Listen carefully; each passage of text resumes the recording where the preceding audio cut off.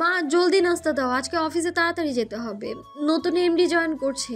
আর কালকে রোহান স্যার বলেছে নতুন এমডি নাকি অনেক রাগী। তুই টেবিলে বস, আমি এক্ষুনি নাস্তা নিয়ে আসছি। আচ্ছা। আমি টেবিলে বসতে বসতেই আম্মু আমার জন্য নাস্তা নিয়ে টেবিলে হাজির হয়ে গেল।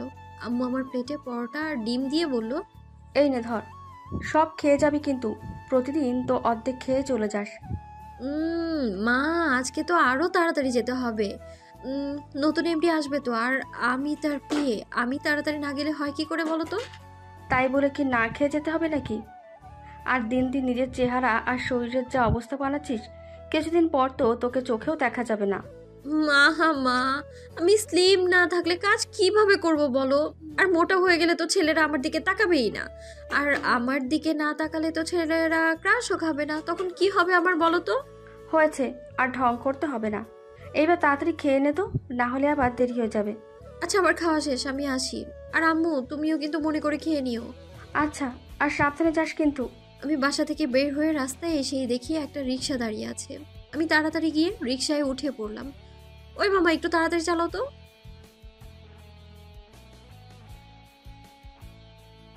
মামা প্লিজ আমার একটু অফিসে তাড়াতাড়ি দিয়ে আসো না, আমার দেরি হয়ে যাচ্ছে। আর আজকে আমার অফিসে নতুন এমডি স্যার আসবে, দেরি করে গেলে না আমার চাকরি শেষ হয়ে যাবে। মামা মামা এই পুরা দুনিয়াতে তুমি ছাড়া আর কেউ এখন আমার চাকরিটা বাঁচাতে পারবে না গো মামা।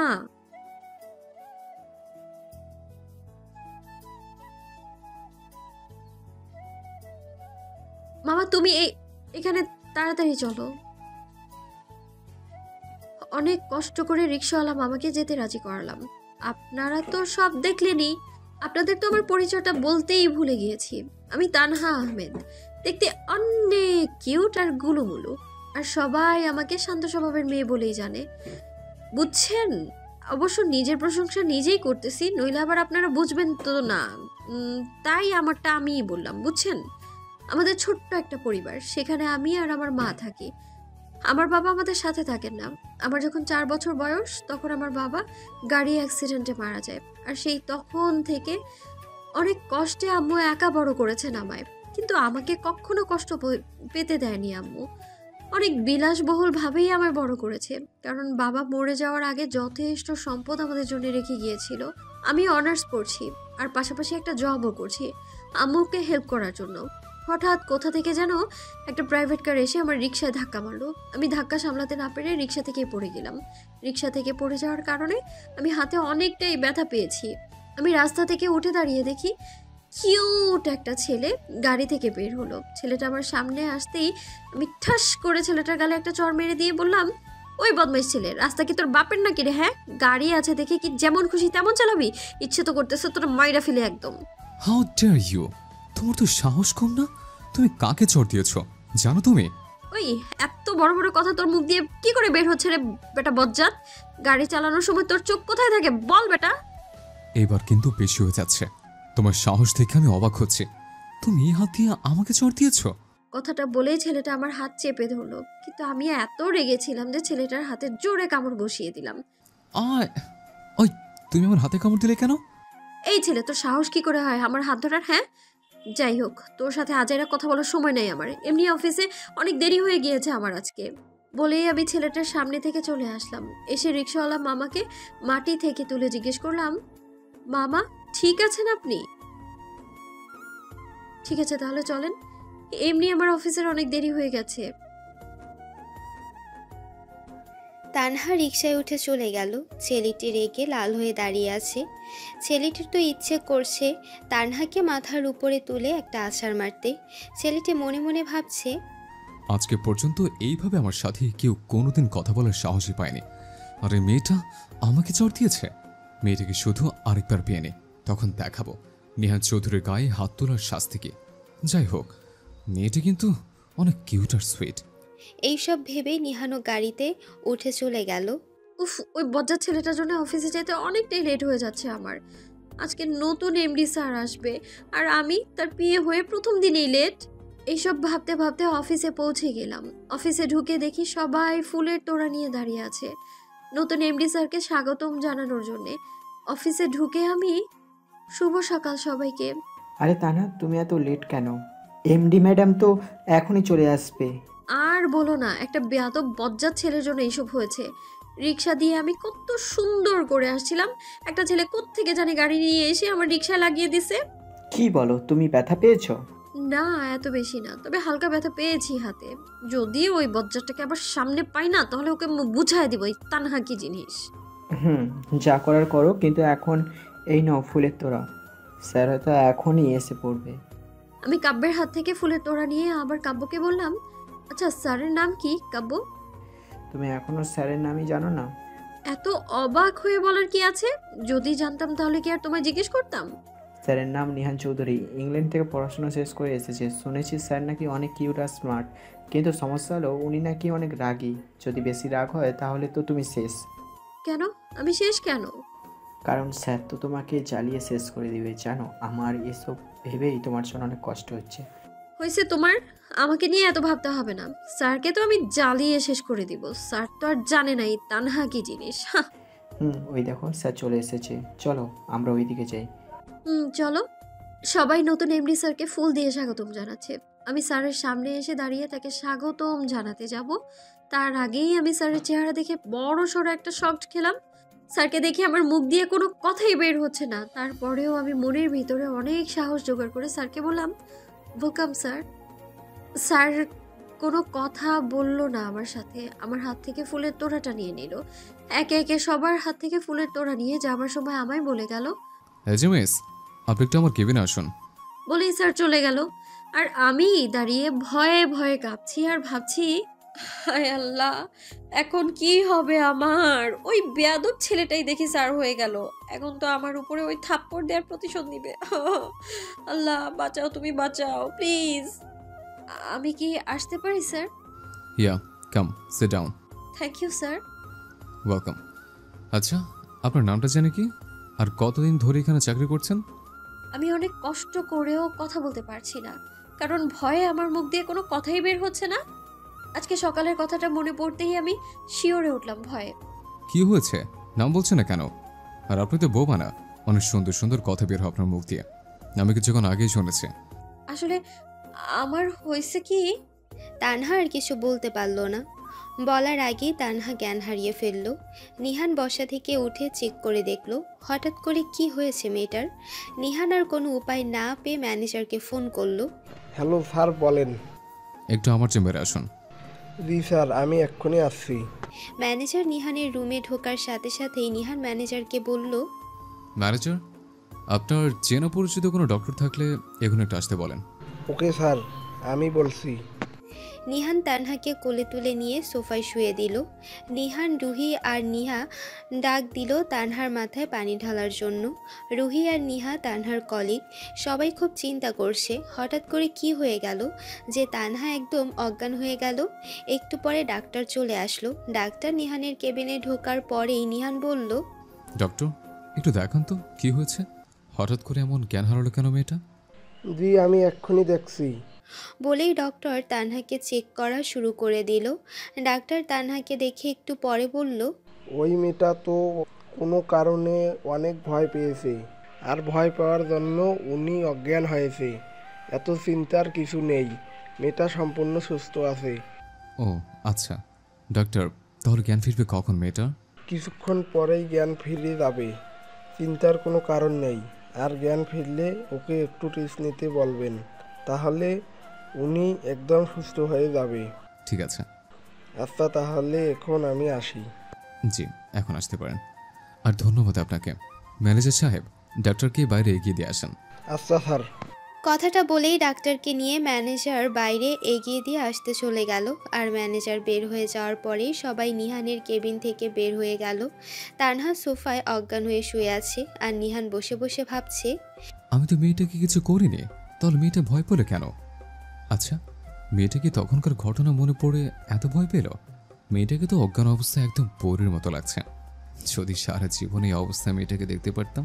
নিহান এইসব ভাবছিল। এর মধ্যে তানহার জ্ঞান ফিরল। তানহার চোখ খুলে দেখে নিহান চেয়ারে বসে এক নজরে ওর দিকে তাকিয়ে আছে। তানহার যে জ্ঞান ফিরেছে সেই দিকে নিহানের কোনো খেয়াল নেই। হঠাৎ পেছন থেকে রুহি এসে বলল, কি রে তানহা, তোর জ্ঞান ফিরল কখন? আর এখন কেমন লাগছে তোর? ভালো লাগছে। আচ্ছা, আমার কি হয়েছিল? আপনি অতিরিক্ত ভয় পেয়ে অজ্ঞান হয়ে গেছিলেন। তারপর আপনাকে এসে ডাক্তার দেখেছে আর বলে গেছে আপনাকে রেস্ট নিতে। আপনি এখানে শুয়ে থাকেন, একদম উঠবেন না। আর আপনার এখন কেমন লাগছে? জি, এখন আমি বেটার ফিল করছি। আর আমার অনেক কাজ পেন্ডিং হয়ে আছে, সো আমায় যেতে হবে স্যার। ওকে, ঠিক আছে। তাহলে আপনি গিয়ে এখন আপনার কাজে মন দেন, আর আমি আমার কাজ করি। আচ্ছা স্যার, ওই রুহি চল। চল। কথাটা বলেই আমি রুহিকে নিয়ে আমার ডেস্কে চলে যাচ্ছিলাম, তখনই আমার পেছন থেকে ডাক দিল বজ্জাতটা।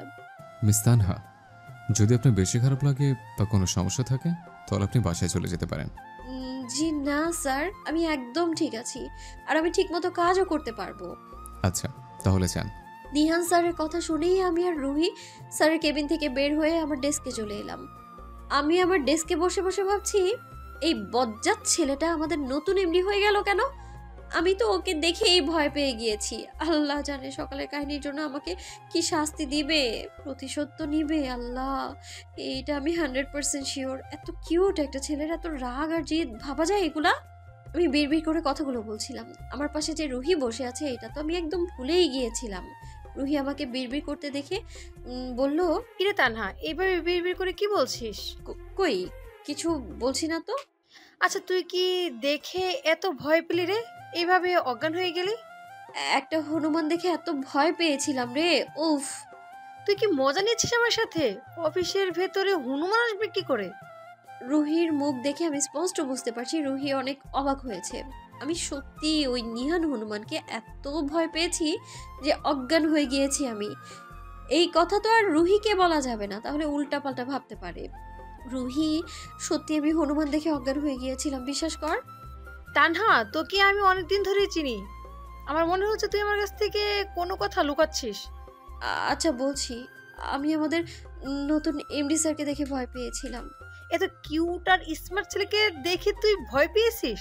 স্যারকে দেখে তো ভয় পাওয়ার মতো কিছু নাই।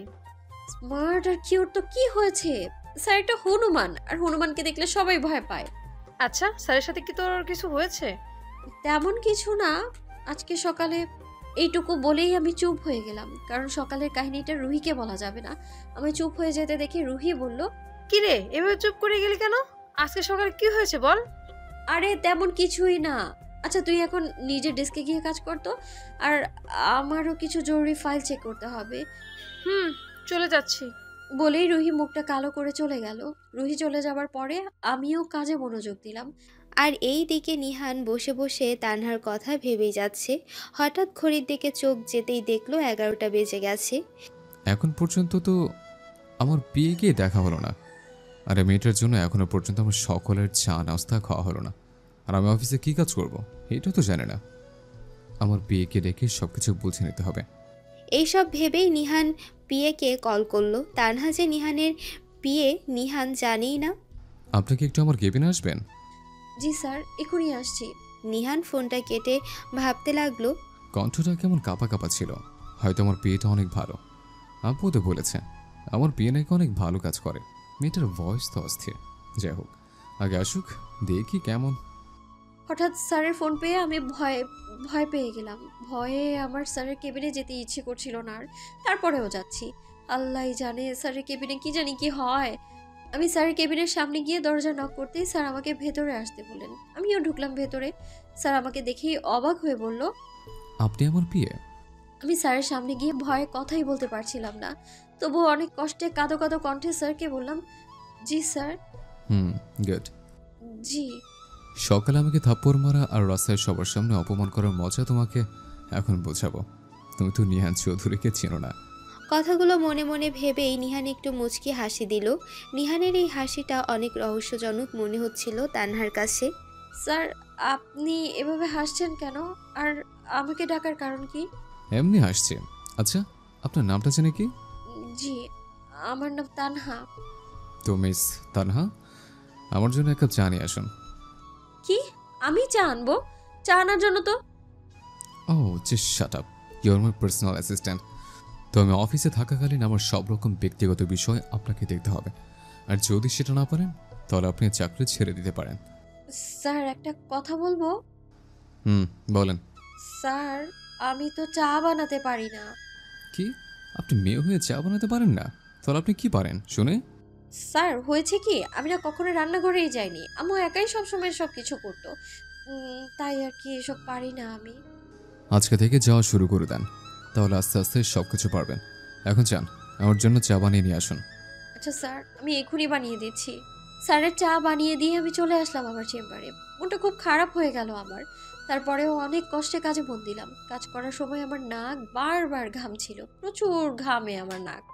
শুনেছি যার নাক বেশি ঘামে তাকে নাকি জামাই অনেক আদর করে। তার মানে আমার জামাই আমায় অনেক আদর করবে। নিহান আর তানহার চেম্বারটা একদম সামনাসামনি, তাই নিহান সবসময় তানহাকে দেখতে পায়, কিন্তু ব্ল্যাক গ্লাসের জন্য তানহা নিহানকে দেখতে পায় না। তানহা কাজ করছে আর ভাবছে, সকালে নিহান স্যারকে থাপ্পড় মারা আর স্যারের সাথে ওই রকম ব্যবহার করা আমার একদমই ঠিক হয়নি। সকালের জন্যই আজকে স্যার আমায় দিয়ে চা বানিয়ে নিল। আল্লাহ জানে সামনে আরো কি কি করায় আমাকে দিয়ে। এত কিউট একটা ছেলে এত রাগী মেজাজের কিভাবে হতে পারে?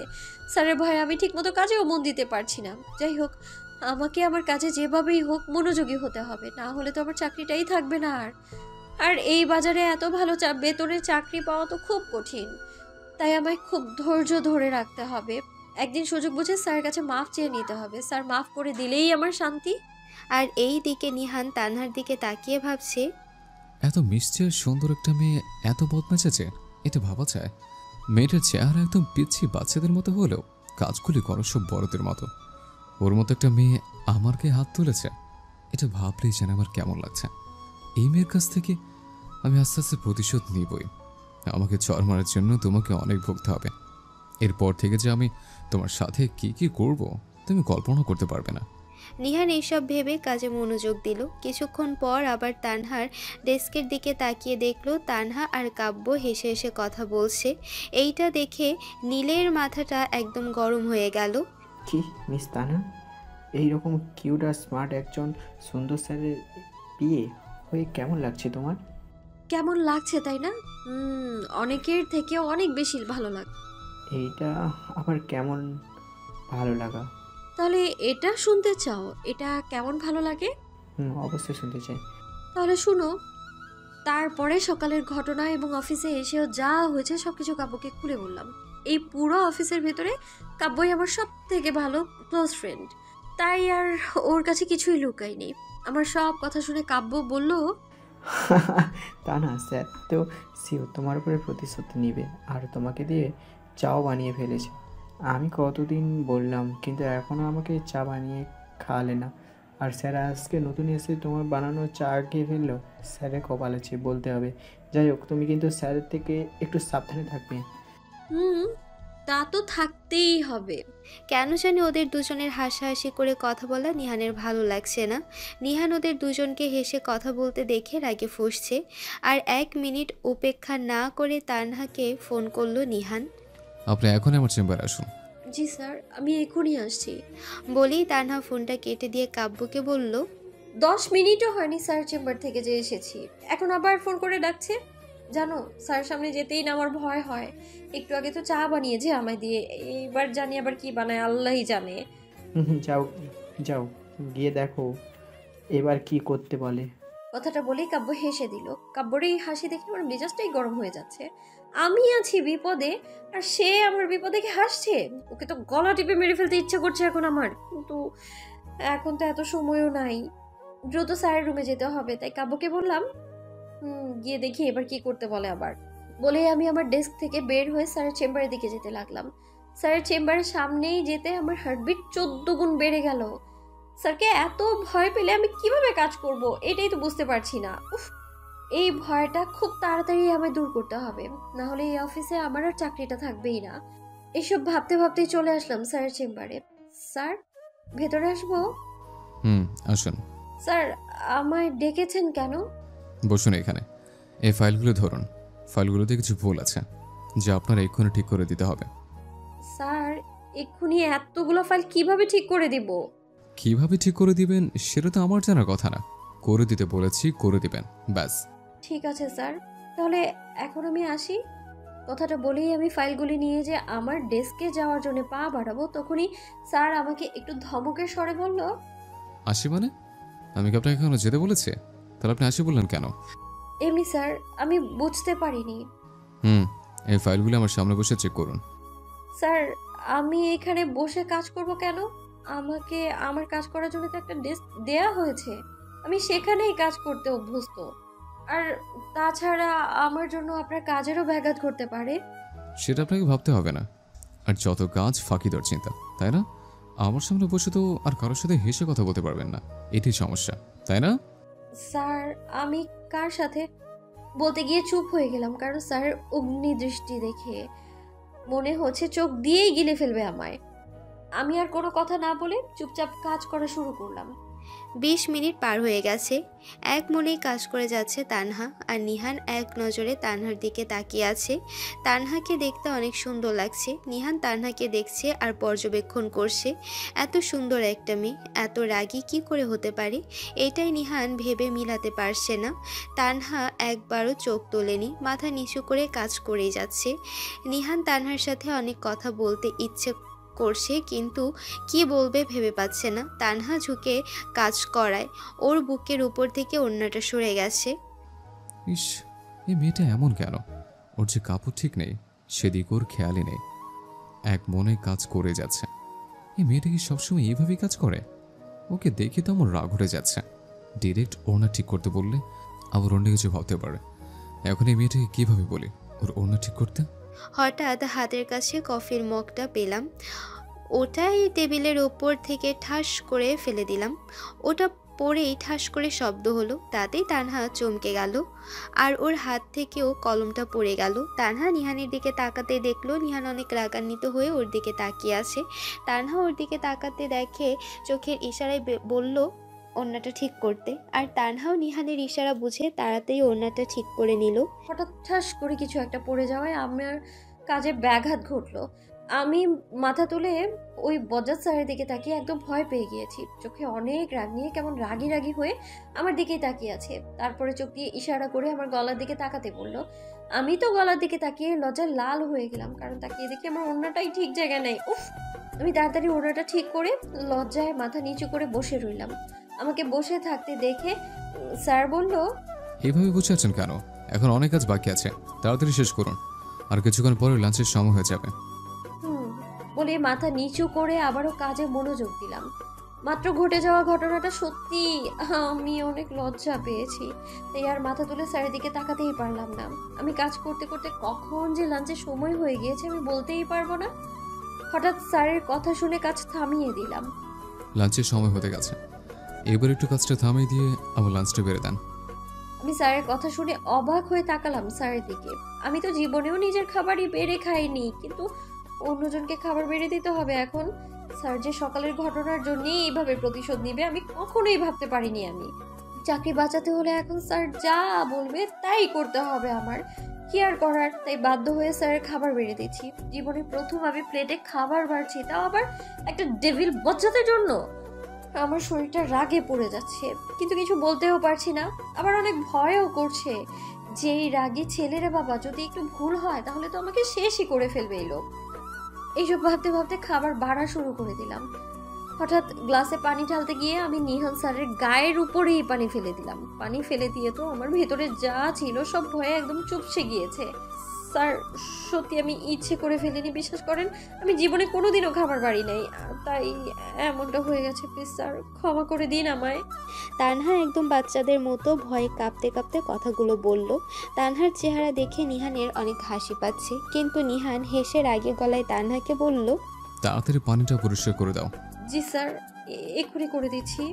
নিহান স্যার একটা লাল শার্ট পরা ছিল, পানি পরে শার্টটা ভিজে একদম খয়েরি হয়ে গিয়েছে। স্যারের শার্ট পরিষ্কার করার সময় আমি স্যারের অনেক কাছেই চলে গিয়েছি। পানি পরিষ্কার করে যখন আমি স্যারের দিকে তাকালাম দেখি স্যার অপলকভাবে আমার দিকেই তাকিয়ে আছে। আমি পানি পরিষ্কার করে দিয়ে স্যারকে লাঞ্চ করিয়ে আমি লাঞ্চ করতে চলে গেলাম। আমি লাঞ্চ করছি আর ভাবছি স্যার সবসময় আমার দিকে এভাবে তাকিয়ে কি দেখে। কাজ করার সময়ও বুঝতে পারছিলাম স্যার আমার দিকে এক নজরে তাকিয়ে আছে। ব্যাপারটা কি জানতে তো হবে। তারপর আমি লাঞ্চ শেষ করে স্যারের কেবিনে এসে আবারও কাজে মন দিলাম।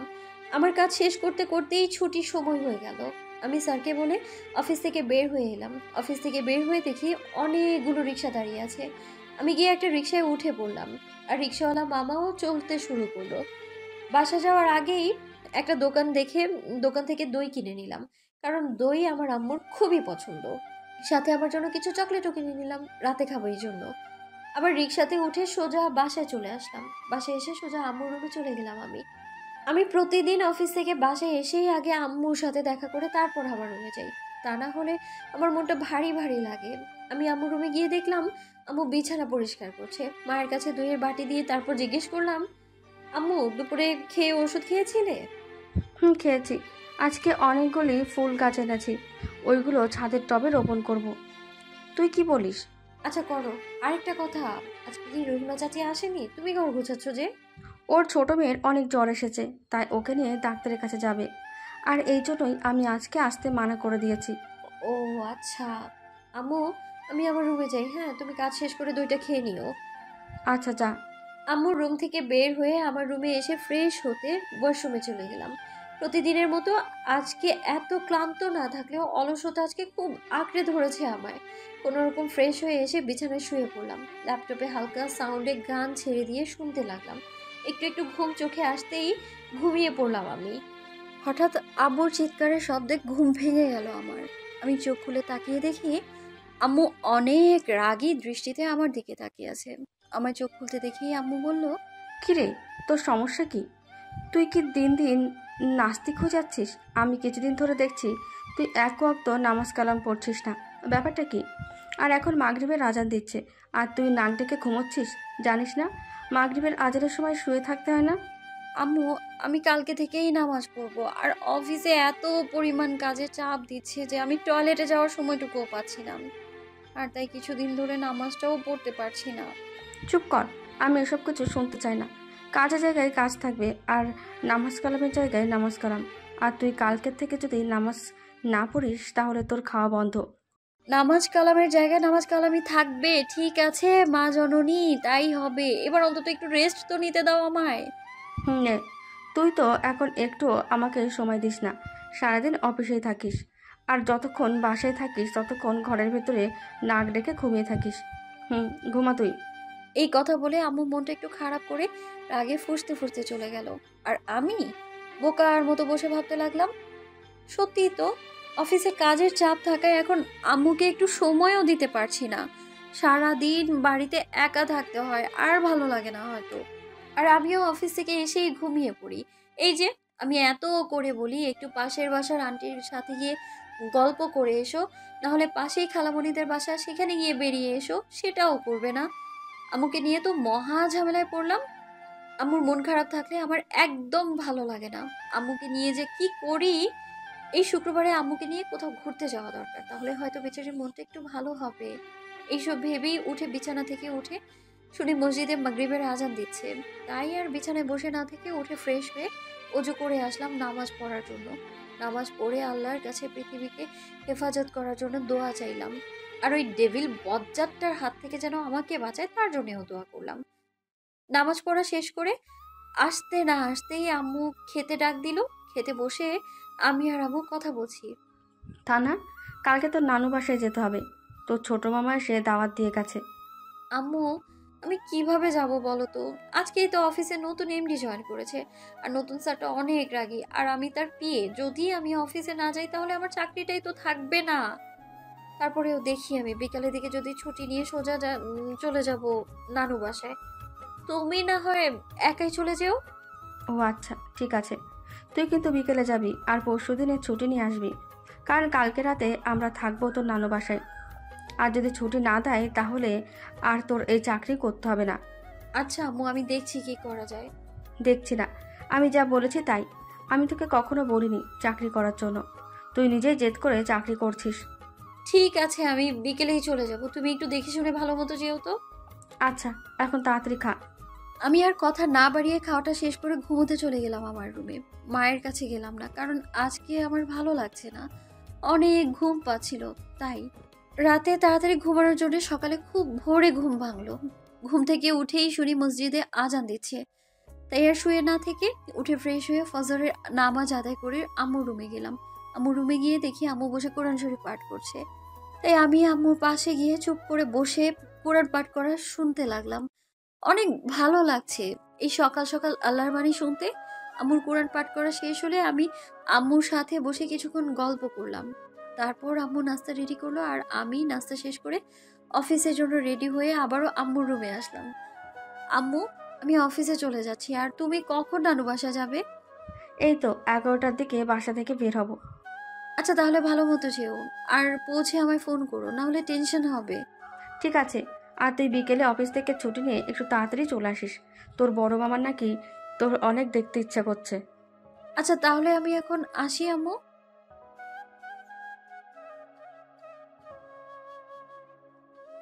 আম্মুর সাথে কথা বলা শেষ করে বাসা থেকে বের হয়ে একটা রিকশায় উঠে অফিসে চলে গেলাম। আজকে আমি অনেক তাড়াতাড়ি অফিসে চলে এসেছি।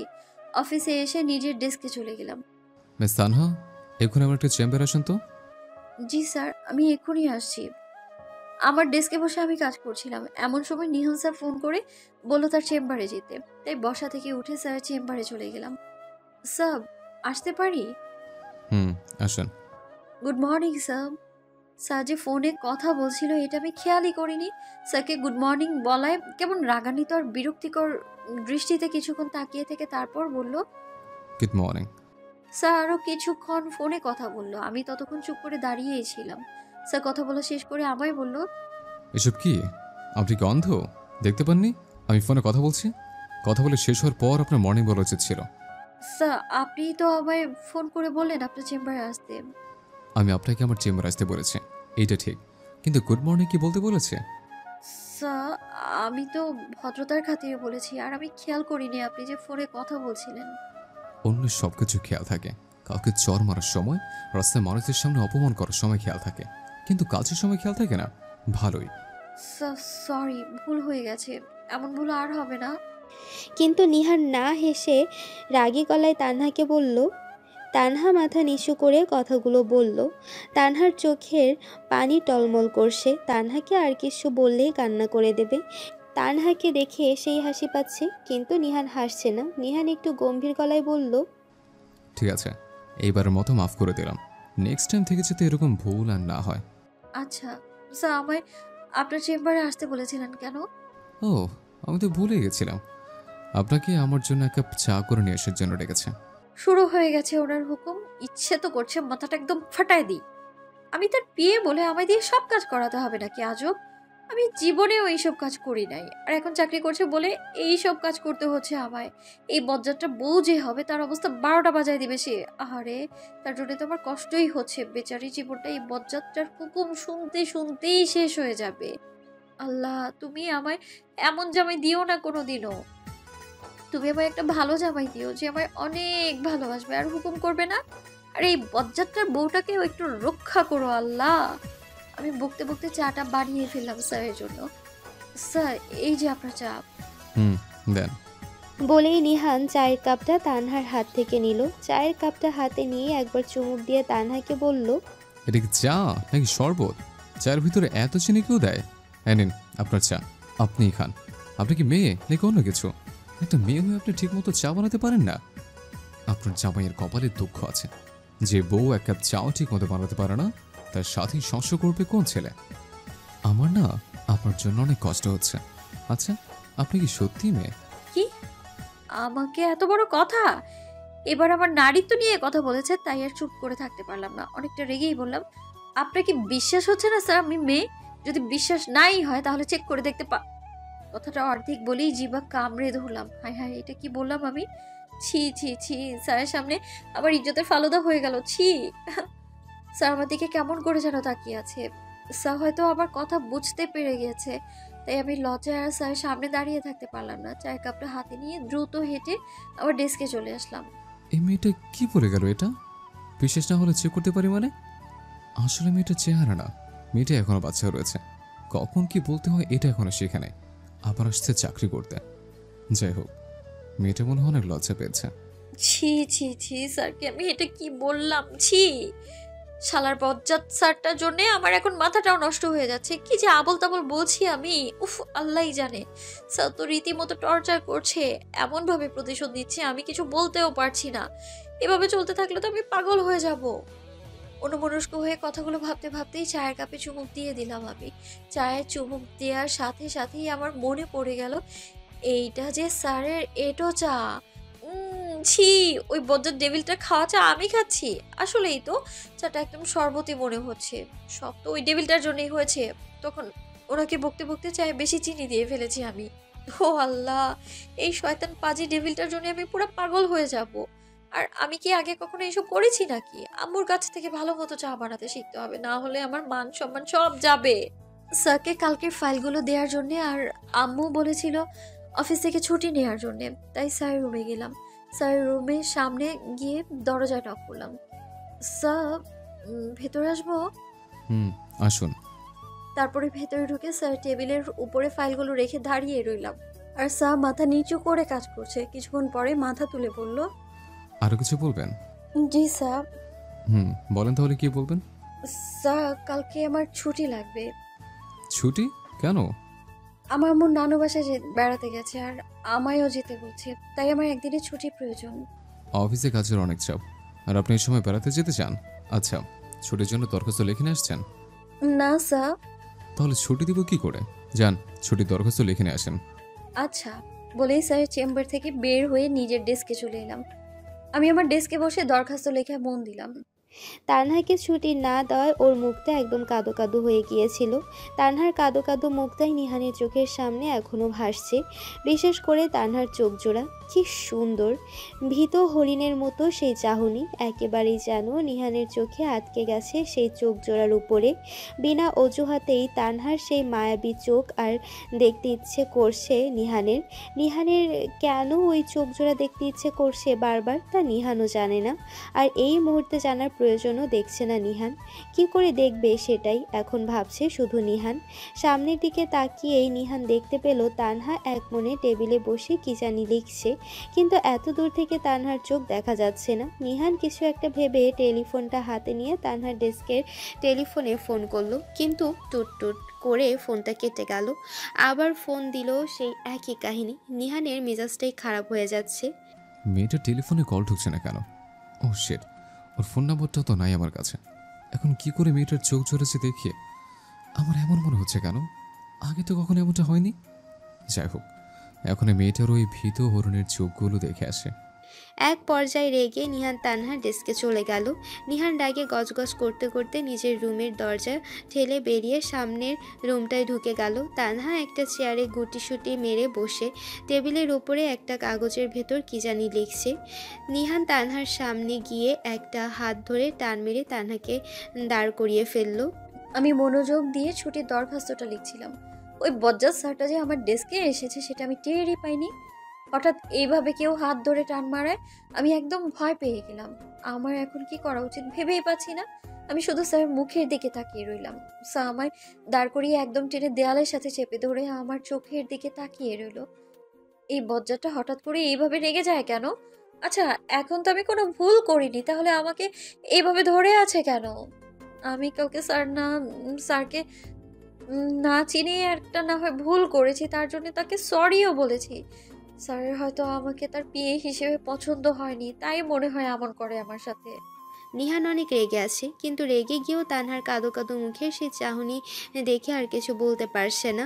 তানহার ছলো ছলো চোখ জোড়া যেন নিহানকে তানহার প্রতি দুর্বল করে দিচ্ছিল, আর প্রচণ্ডভাবে নিহানকে তানহার আরও কাছে যেতে বাধ্য করছিল। তানহার এই ঘোর লাগানো চোখের মায়া এড়ানো নিহানের পক্ষে কিছুতেই সম্ভব হচ্ছিল না। নিজের অজান্তেই এই মায়াবী চোখের মায়ায় হারিয়ে যাচ্ছে নিহান। নিহানের মনে অন্যরকম একটা সুন্দর অনুভূতি কাজ করছে। অন্য কারোর জন্য এর আগে নিহানের এই অনুভূতিটা আসেনি। নিহান মনে মনে ভাবছে, এই ফাসিল মেয়েটার চোখের ভিতরে এত মায়া কেন? আমি কি মেয়ের চোখের মায়া আটকে গেলাম? মেয়েটার এমন ঘোর লাগানো চাহনি আমার মনকে পাগল করে দিচ্ছে। এই মেয়েটার মায়ায় হারিয়ে যাচ্ছে আমি। হঠাৎ তানহার কথা শুনে নিহান ভাবনার জগৎ থেকে বাস্তবে ফিরল। স্যার, নিহান স্যার, আমার হাতে ব্যথা লাগছে, প্লিজ ছাড়ুন আমায়। আমি তো এখন কোনো ভুল করিনি, তাহলে আমায় এইভাবে দেয়ালের সাথে চেপে ধরে আছেন কেন? নিহান স্যার অনেক জোরে আমার হাত দেয়ালের সাথে চেপে ধরে আছে, তাই আমি ব্যথা পাচ্ছিলাম। আর এই জন্যই স্যারকে আমার হাত ছেড়ে দিতে বলেছি, কিন্তু স্যার মনে হয় আমার কথাই শুনেনি। সেই আগের মতোই এক নজরে আমার দিকে তাকিয়ে আছে। তাই আমি এবার স্যারকে একটু চেঁচিয়ে বললাম, স্যার ব্যথা লাগছে আমার, ছাড়ুন আমায় প্লিজ। এই, আপনি সবসময় তো জোরে কথা বলেন কেন? আমি কি কানে কম শুনি যে এত চিল্লান? আর কখনো যদি জোরে চেঁচিয়ে কথা বলতে দেখি তাহলে খবর আছে। আর আপনার এই টেলিফোনের কি হয়েছে? ফোন ঢোকে না কেন? জানেন আমি কতবার ফোন করেছি? স্যার আমি তো জানি না কি হয়েছে, আর কিছুক্ষণ আগেই তো ঠিক ছিল। আপনি না আমায় ফোন করলেন, হঠাৎ করে কি হয়েছে আমি কেমন করে বলবো? নিহান আর কোনো কথা না বলে টেলিফোনটা হাতে নিয়ে দেখে টেলিফোনের তার ছিঁড়ে গেছে, আর তাই টেলিফোনে কল ঢুকছে না। টেলিফোনের তার ছেঁড়া দেখে নিহান তানহাকে বলল, এটা কি করেছিল? একটু দেখে শুনে কাজ করতে পারেন না? সবসময় শুধু মালিকের লস করানোর ধান্দায়। স্যার আমি জানি না তারটা কি করে ছাড়লো। এই রে, তারটা কি করে ছিড়লো? আর স্যারও আমাকে ফোন দেওয়ার সময় পেল না। এমনিতেই তো আমার উপরে অনেক রেগে আছে, তার উপর এখন আরো একটা কারণ পেয়েছে আমায় বকা দেওয়ার। তানহা রে, এবার তুই শেষ রে তানহা। তানহা নিজের মনে কথাগুলো ভাবতে ভাবতেই নিহান ওর হাতটা ছেড়ে দিল। তানহা নিহানের হাত থেকে ছাড়া পেয়ে মনে হয় হাঁপ ছেড়ে বাঁচল। নিহান হাতটা চেপে ধরে রাখায় তানহার হাতটা ব্যথা হয়ে গেছে। আমি ব্যথায় এক হাত দিয়ে অন্য হাতটা ডলছি। আমার হাত ডলা দেখে নিহান আমার দিকে একটু এগিয়ে আসতে আমি ভয়ে আটকে এক পা পিছিয়ে গেলাম। আমার এভাবে ভয়ে আটকে ওঠা দেখে নিহান ভ্রু কুচকে আমার দিকে তাকিয়ে, এজেম তানহা, সমস্যা কি আপনার? এইভাবে ভয় পেয়ে গেলেন কেন? না স্যার, আমার আর কোনো সমস্যা নেই। আর আমি কোথায় ভয় পেলাম? একটু নিজেকে সামলে স্যারকে কথাটা বললাম। সত্যি কথা বলতে সত্যিই আমি ভয় পেয়ে গিয়েছিলাম। এই বজ্জারটা কোনো বিশ্বাস নেই, যদি আবার কিছু করে তাই। যদি কোনো সমস্যা না থাকে তাহলে এইভাবে লাফান কেন? আরেকটা কথা, আমি আপনাকে ছুটি দিয়ে দিয়েছি, আর আপনার আজকের মতো কাজ শেষ। চলুন, আমি আজকে আপনাকে বাড়ি পৌঁছে দিয়ে আসবো। আপনি আমাকে বাড়ি পৌঁছে দিয়ে আসবেন কেন? আর আমি একাই যেতে পারি, কারণ পৌঁছে দিয়ে আসতে হবে না। আর বলার জন্য থ্যাংক ইউ আপনাকে। আমি কি আপনার কাছ থেকে সব জানতে চেয়েছি? আপনাকে বাড়ি পৌঁছে দিয়ে আসবো বলেছি মানে দিয়ে আসবো। এখানে তো আমি আপনার কোনো মতামত জানতে চাইনি। সরি, আজকে তো আমি আমার নানু বাসায় যাব, আর আমার আম্মু সেখানেই আগেই চলে গিয়েছে। স্যার আপনি না হয় অন্য কোনো দিন আমায় বাড়ি পৌঁছে দিয়ে আসবেন। আমি আপনার নানু বাসায় আপনাকে পৌঁছে দিয়ে আসবো, সমস্যা নাই তো। আর গাড়ি দিয়ে গেলে আপনি অনেক তাড়াতাড়ি পৌঁছে যাবেন। স্যার আমায় এইভাবে গাড়ি দিয়ে বাসায় নামিয়ে দিয়ে আসতে চাচ্ছে কেন? ঘটনা কি? কিছুই তো বুঝতে পারছি না আমি। স্যার মতলব তো ভালো না। স্যারের থেকে একটু সাবধানে থাকতে হবে, কিন্তু এত কিউট একটা ছেলে থেকে কিভাবে সাবধানে থাকতে হয় তা তো এখনো আমার অজানা। তানহা মনে মনে এইসব কথা ভাবছিল, কিন্তু নিহানের কথায় তানহার ভাবনায় ছেদ পড়ল। তানহা কিছু বলতে না দেখে নিহান বলল, কি হলো? চলুন। এভাবে মূর্তির মতো দাঁড়িয়েছেন কেন? আমার লেট কোনো কিছু একদম পছন্দ না। আমি গাড়ির সামনে অপেক্ষা করছি, তাড়াতাড়ি আসুন। কথাটা বলেই নিহান চলে গেল। আর তানহা দাঁড়িয়ে রাগে ফুঁসছে। তানহার নিজের উপরেই রাগ হচ্ছে। রাগে তানহার মুখ দিয়ে একটা কথাও বের হচ্ছে না। অসভ্য লোক একটা, সবসময় শুধু হুকুম করবে, তার ইচ্ছে মতো মনে হয় সবাইকেই চলতে হবে। এই বজ্জাটার জন্য আমার জীবনটা তেজপাতা হয়ে যাচ্ছে। শালা ইন্দুর, তোরে একবার খালি চান্সে পাই, দেখ তোর কি অবস্থা করি আমি। মনে মনে আরো অনেক গালি দিলাম বজ্জাত স্যারটাকে। স্যার তো গাড়ি নিয়ে বাইরে আমার জন্য অপেক্ষা করছে, তাড়াতাড়ি যাই, না হলে পরে আবার বকা দিবে। তানহার কিছু না ভেবে এক ছুটে সিঁড়ি বেয়ে নিচে নেমে বাইরে এলো। তানহা বাইরে আসতেই দেখলো নিহান একটা গাড়ির সামনে দাঁড়িয়ে আছে। এই গাড়িটার তানহার চেনা। এর আগেও কালকে একবার তানহা এই গাড়ি দেখেছে। তানহা নিহানের সামনে গিয়ে দাঁড়াতেই হাতের ঘড়ির দিকে তাকালো নিহান। 4:27 বাজে, তাড়াতাড়ি গাড়িতে উঠুন, নাহলে পরে আমার পৌঁছাতে রাত হয়ে যাবে। পরে কিন্তু আমি ডিনার না করে আপনার নানু বাসা থেকে আসবো না। আচ্ছা, এখান থেকে আপনার নানু বাসায় যেতে কতক্ষণ সময় লাগে? 1 ঘন্টার মতো সময় লাগবে। ঠিক আছে, চলেন। কথাটা বলেই নিহান মুচকি হাসি দিয়ে তানহার দিকে এগিয়ে গেল। নিহানকে তানহার দিকে এগিয়ে যেতে দেখে তানহা ভয় পেয়ে চোখ বন্ধ করে নিল। তানহা এইভাবে ভয় পেয়ে চোখ বন্ধ করায় নিহান হেসে দিল। মুচকি এসে তানহার দিকের গাড়িটার দরজা খুলে দিয়ে আবার ঘুরে এসে নিজের ড্রাইভিং সিটে বসে আলতো করে হর্ন বাজালো। হর্নের শব্দ তানহার কানে আসতেই তানহা কেঁপে উঠল। তানহা হর্নের শব্দ পেয়ে চোখ খুলতেই দেখলো গাড়ির সামনের সিটে বসার দরজা খোলা, আর ড্রাইভারের সিটে বসে নিহান ওর দিকে তাকিয়ে হাসছে। তানহার নিহানের এই হাসি দেখে বড্ড রাগ হচ্ছে। তানহার ইচ্ছে করছে নিহানের গলা চেপে ধরতে। নিহান তানহাকে চোখে ইশারা করে গাড়িতে উঠতে বলল। তানহার অনেক লজ্জা করছে নিহানের চোখের দিকে তাকাতে। তানহা মাথাটা নিচের দিকে করে ভাবছে, আমার অনেক লজ্জা লাগছে। বজ্জাত স্যারটা আমার দিকে এগিয়ে আসায় আমি ভয়ই পেয়ে গিয়েছিলাম। এভাবে হেসে কেউ কারো দিকে এগিয়ে আসে নাকি? আমি তো ভেবেছি আবার আমায় দেয়ালের সাথে চেপে ধরে, কিন্তু না, স্যার তা না করে শুধু গাড়ির দরজাটাই খুলে চলে গেল। আবারও গাড়ির হর্নের শব্দে আমি বাস্তবে ফিরলাম। গাড়ির হর্নের শব্দ শুনে আমি নিহান স্যারের দিকে তাকালাম। আমাকে স্যারের দিকে তাকাতে দেখে স্যার বলল, এই যে মিস ভীতু, গাড়িতে উঠছে না কেন? এইভাবে আর কতক্ষণ দাঁড়িয়ে থাকবো? কি আমি ভীতু? আপনি ভীতু। আর এত কথা না বলে গাড়িতে উঠে আসুন। জি স্যার। কি হলো, উঠছে না কেন? এইভাবে আমার দিকে তাকিয়ে মূর্তির মধ্যে দাঁড়িয়ে আছেন কেন? স্যার আমি কি আপনার পাশে বসবো? তো আপনি কি পেছনে বসবেন? আপনি তো ভালো মানুষ না?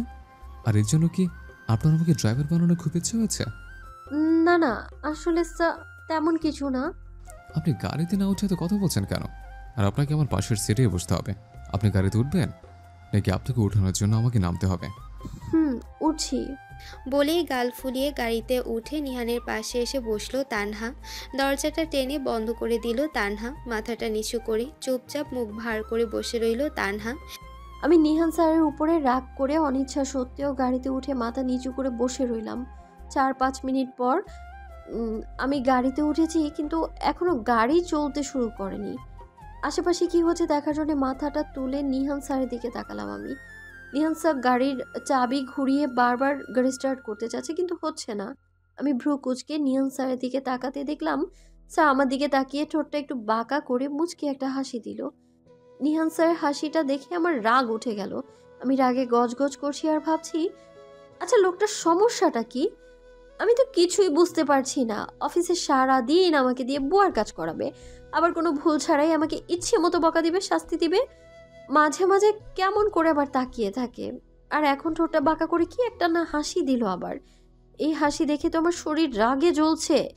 স্যারের মুখে যদি হাসি না থাকে তাহলে রাগে চোখ লাল টকটকে করে রাখে। এমন মানুষ আমি আগে কখনো দেখিনি। আজব একটা মানুষ। আচ্ছা মিস, আমাকে নিয়ে এত ভাবলে তো আপনি একদিন পাগল হয়ে যাবেন। তখন তো আবার আপনাকে পাবনা মেন্টাল হাসপাতালে পাঠাতে হবে। কি তো কি করেন কেন আপনি? আচ্ছা, আমাকে নিয়ে আপনার এত সমস্যা কি? আমার সব কিছু নিয়ে যদি আপনি এত নেগেটিভ চিন্তা করেন তাহলে তো একদিন আমার প্রেমে পড়ে যাবেন। আমি নিহান স্যারের কথা শুনে অবাক হয়ে স্যারের দিকে তাকিয়ে রইলাম। আমি তো স্যারকে নিয়ে এইসব মনে মনে ভাবছিলাম, তাহলে স্যার আমার মনের কথা শুনে ফেলেছে। হায় আল্লাহ, আগে তো আমার মন আস্তেই কথা বলতো, কেউ শুনতো না তার কথা। আজকে মনে হয় আমার মন অনেক জোরেই কথা বলে ফেলেছে, তাই তো স্যার আমার মনের কথাগুলোই শুনে ফেলেছে। আপনার মন জোরে কথা বলেনি, সে তার মতো লুকিয়ে কথা বলছে। কিন্তু আমি না, মানুষের চোখ দেখলেই কেমন করে জানি মনের কথা বুঝতে পেরে যায়। আর এমন হা করে আমার দিকে তাকিয়ে আছেন কেন? স্যারের শেষের কথাটা শুনে আমি তাড়াতাড়ি করে স্যারের দিকে থেকে মুখটা ঘুরিয়ে রাস্তার দিকে তাকালাম। রাস্তার দিকে তাকিয়ে ভাবছি, এই বজ্জাত স্যারটা এমন কেন? আচ্ছা, এইভাবে সত্যিই কারো মনের কথার কি বোঝা যায়? আমি যে মনে মনে সব সময় স্যারকে বকা দিই, তা কি স্যার বুঝতে পারে? ইস, এইসব ভেবে তো আমার দম বন্ধ হয়ে আসছে। তানহা এইসব ভাবছিল, এমন সময় কারো হাতের আলতো স্পর্শে চমকে তাকাতেই দেখলো নিহান একদম ওর কাছে চলে এসেছে। নিহানকে ওর এত কাছে আসতে দেখে তানহা ভয়ের চোটে কিছু বলতে না পেরে দ্রুত গতিতে চোখ বন্ধ করে ফেলল। আমি আমার শরীরে কিছু একটা বাঁধন অনুভব করতে চোখ খুলে তাকালাম। চোখ খুলে দেখি নিহান আমার থেকে সরে আবারও নিজের সিটে বসে পড়েছে। আর আমি কিসের বাঁধন অনুভব করেছি তা দেখার জন্য নিজের দিকে তাকিয়ে দেখি আমার সিট বেল্ট বাঁধা। আমি নিহানের দিকে ঘুরে কিছু বলতে গিয়েও বলতে পারলাম না, কারণ নিহানের ঠোঁটের কোণে এখনো সেই আত্মা কাঁপানো বাঁকা হাসিটা ফুটে আছে। তানহা এবার নিহানের এই হাসি দেখে রাগ হচ্ছে আর একবার ভালোই লাগছে। আচ্ছা, আপনার একটা কথা বলবো? বলুন। আপনি যে এখনো বাচ্চা আছেন, এটা কি আপনি জানেন? আমি জানি না, কিন্তু সবাই আমাকে বলে আমি নাকি এখনো বাচ্চা, শুধু হাতে পাই নাকি বড় হয়েছি। যারা এই কথা বলে একদম ঠিক বলে। আপনি এখনো বাচ্চা মেয়েই আছেন। আচ্ছা, এই বাচ্চা মেয়েটাকে কি আমি তুমি করে বলতে পারি? আপনি বয়সে আমার থেকে বড়, আবার আপনি আমার অফিসের বস, আপনি অবশ্যই আমায় তুমি বলতে পারেন। আপনার কোনো আপত্তি নেই তো? আরে না, এখানে আমার আপত্তি থাকবে কেন? না থাকলেই ভালো। আচ্ছা, তুমি কি সিঙ্গেল? জি, কি বললেন? আমি আপনার কথাটা শুনিনি, প্লিজ আরেকবার বলবেন আপনি। আমি বলেছি, তোমার কি কোনো ছেলের সাথে সম্পর্ক আছে? মানে তুমি কি কারোর সাথে প্রেম করো?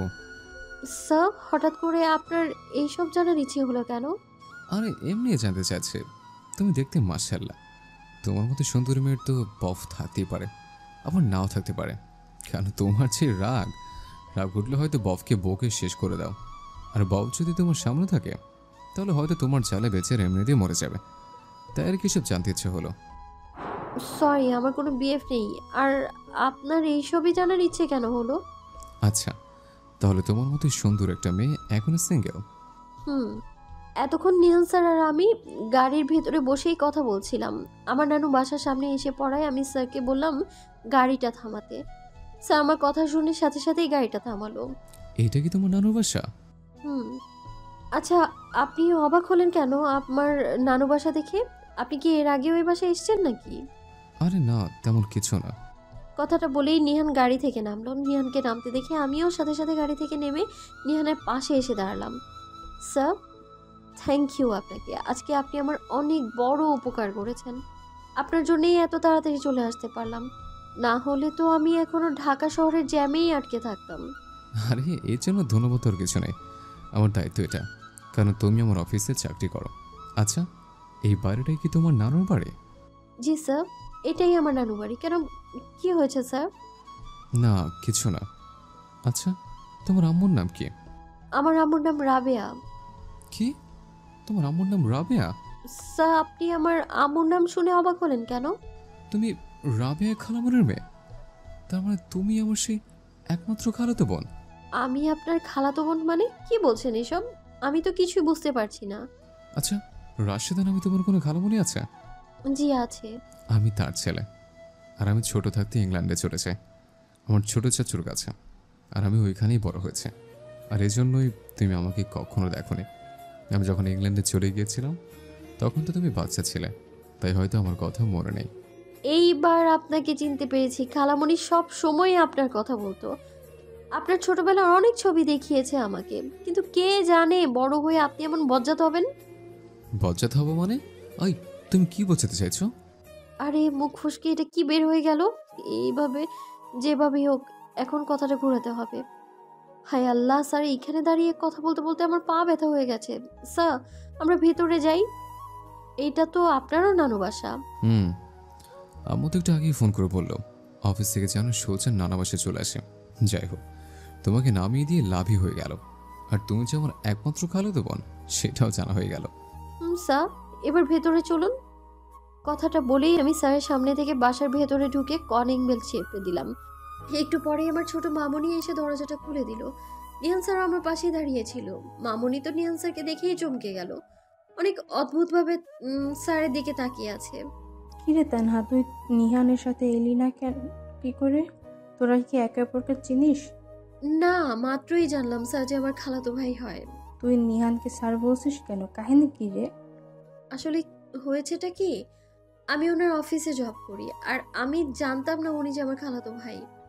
ও ইস রে, এই দেখ আমি তোদের বাহিরেই দাঁড় করিয়ে রেখেছি। আমার বাবাটা কত বছর পর আমাদের বাসায় এলো। বাবা ভেতরে আসো। বলে নিহান বাসার ভেতরে ঢুকলো। আমি স্যার পেছনে পেছন বাসার ভেতরে ঢুকে পড়লাম। নিহান বাসার ভেতরে ঢুকে দেখে তার নানু, নানি, আম্মু, খালামুনি সহ সবাই একসাথে বসে গল্প করছে। নিহান বাসায় ঢুকেই নানুকে সালাম করে, জড়িয়ে ধরে কান্না করে দিল। নানু ভাই, তুই কান্না করছিস কেন? সে ছোটবেলা তোমায় দেখেছিলাম, জানো নানু ভাই, আমি আব্বা আম্মুর থেকে বেশি তোমাকে মিস করেছি, কারণ তুমি তো ছোটবেলায় আমার একমাত্র খেলার সাথী ছিলা। আরে বোকা ছেলে, এই জন্য কি কান্না করতে হবে নাকি? আর দেশে ফিরে অফিসে জয়েন করলি শুনলাম, এত তাড়াহুড়ো কিসের তোর? কিছুদিন আগে দেশটা ভালো মতো ঘুরে পরে না হয় অফিসে জয়েন করতি। নানু ভাই, তুমি তো জানো অযথা সময় নষ্ট করা আমার একদম পছন্দ না। আর কি অযথা সময় নষ্ট না করে অফিসে জয়েন করে ফেললাম। তোর যা ভালো মনে হয়। কি রে তানহা, নানাই ভাই, তুই এরকম মুখ ফুলিয়ে আমার থেকে দূরে বসে আছিস কেন? এদিকে আয়, তোকে নিহানের সাথে পরিচয় করিয়ে দেই। নানু, এই বচত মেয়েটার সাথে তুমি আমার কি পরিচয় করে দিবে? তুমি জানো ও আমার সাথে কি করেছে? ওই, আপনি আমায় বজাত বলছেন কেন? আর গাড়ির ভিতরে তো কত সুন্দর করে কথা বলছিলেন, আর এখন সবার সামনে আমায় বজাত বলছেন? আপনাকে তো চিবিয়ে খেয়ে ফেলতে ইচ্ছে করছে। আপনার কপাল ভালো, এখনো এতগুলি লোক আছে এইখানে, নইলে যে আমি আপনার কি করতাম। ওই, তুমি আমার কি করবা? আর এখানে এতগুলো লোক দেখে তোমার কি সাহস বেড়ে গেছে? তোমার মতো বাচ্চা মেয়ে আমাকে চিবিয়ে খেয়ে ফেলবে? 2020 সালের সব থেকে বড় জোকস ছিল এটা। আচ্ছা, তোরা কি একে অপরকে চিনিস? চিনি। জানো ওই বচত মেয়েটা আমার সাথে কি করেছে? না বললে জানবো কি করে? তাহলে শোনো, আমি প্রথম যেদিন অফিস যাই সেদিন ভুলে একটা রিক্সাওয়ালার সাথে আমার গাড়ির অ্যাক্সিডেন্ট হয়। তানহা তোকে চর মেরেছে। আমার তানহা নানু ভাইয়ের সাহস আছে বলতে হবে। তোর মতো একটা হ্যান্ডসাম ছেলেকে চর মারা কি আর সহজ কথা? যাই হোক, সবার উদ্দেশ্যে আমি একটা কথা বলতে চাই। এতক্ষণ সবাই নিহান আর তানহার ঝগড়া দেখছিল আর হাসছিল। তানহার নানুর কথা শুনে সবাই সিরিয়াস হয়ে নানুর দিকে তাকিয়ে বলো। আমার তো অনেক বয়স হয়েছে, হয়তো আর বেশি দিন বাঁচবো না। তোমাদের মনে আছে যখন তানহা আর নিহান ছোট, তখন রাবিয়া আর রাশিদা ওদের বিয়ে ঠিক করে রেখেছিল? তাই আমি চাই আমি বেঁচে থাকতেই ওদের বিয়ে দেখে যেতে, আর আজকে ওদের রেজিস্ট্রি করিয়ে দেই। আর সামনের সপ্তাহে না হয় বড় করে অনুষ্ঠান করে বিয়ে দেব। তোমরা কি বলো?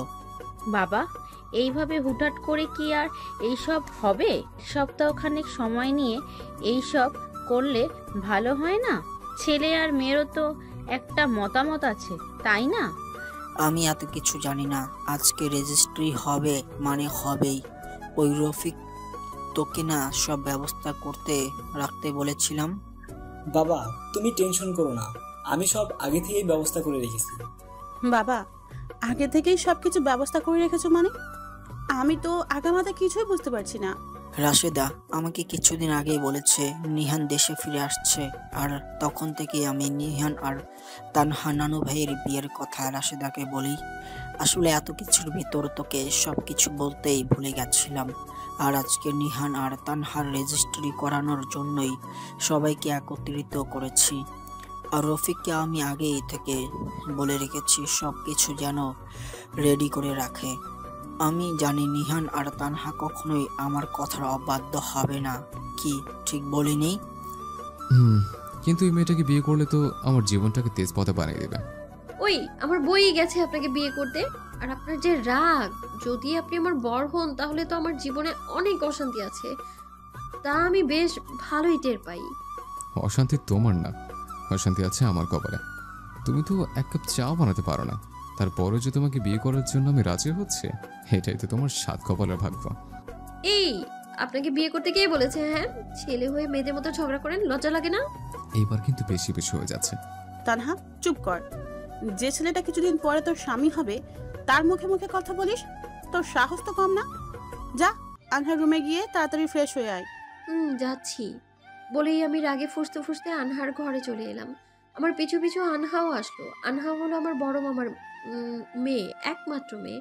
এবার ইন্টার সেকেন্ড ইয়ারে পড়ে। খুব ভালো আর লক্ষ্মী একটা মেয়ে। আমার অনেক বেশি ভালো লাগে আনহাকে। আনহার রুমে গিয়ে আমি ফ্রেশ হওয়ার জন্য ওয়াশরুমে চলে গেলাম। তানহা চলে যাবার পরে নিহান অগ্নি দৃষ্টিতে তার নানুর দিকে তাকিয়ে বলল, নানু ভাই, এই মেয়েকে আমি বিয়ে করবো না। এই মেয়ে ফাসিল, আমার লাইফ ছেড়ে টানা টানা করে ফেলবে। আরে ওর মধ্যে একটু বাচ্চা আমি ভাবাচ্ছে তাই এমন করে, কিন্তু তানহা নানু ভাইয়ের মনটা খুব ভালো। দেখিস, ওকে বিয়ে করে তুই অনেক সুখী হবি। কেমন সুখী হব তা তো বুঝতেই পারছে। এখানে এসে এইটা কি হয়ে গেল? হঠাৎ করে রেজিস্ট্রি হয়ে যাচ্ছে। নানু ভাই এমন করে কথাটা বললো যে নাও করতে পারলাম না। আমি অনেক বিব্রত বোধ করছি। আচমকা নিজের বিয়ের কথা শুনে কেমনটা লাগে। একটু আগেও সবকিছু ঠিকঠাক ছিল। ওই বজ্জাত স্যারটা যদি আমার বর হয় তাহলে তো আমি শেষ। আর ওই বজ্জাতটার সাথে কি আমার কোনো মিল আছে যে আমাদের মানাবে? নিহান স্যার কত কিউট আর হ্যান্ডসাম, আর আমিও অনেক সুন্দর, কিন্তু কিউট নিহান স্যারের সমতুল্য নই। আমি এইসব ভাবছিলাম আর হাত মুখ ধুতে ফ্রেশ হচ্ছিলাম। কিছুক্ষণ পর ফ্রেশ হয়ে ওয়াশরুম থেকে বের হয়ে দেখি আম্মু একটা শাড়ি নিয়ে দাঁড়িয়ে আছে। আমায় ওয়াশরুম থেকে বের হতে দেখে বলল, তোর মামা তোর জন্য একটা শাড়ি এনেছে, আর তোর নানু তোকে এই শাড়িটাই পরতে বলেছে।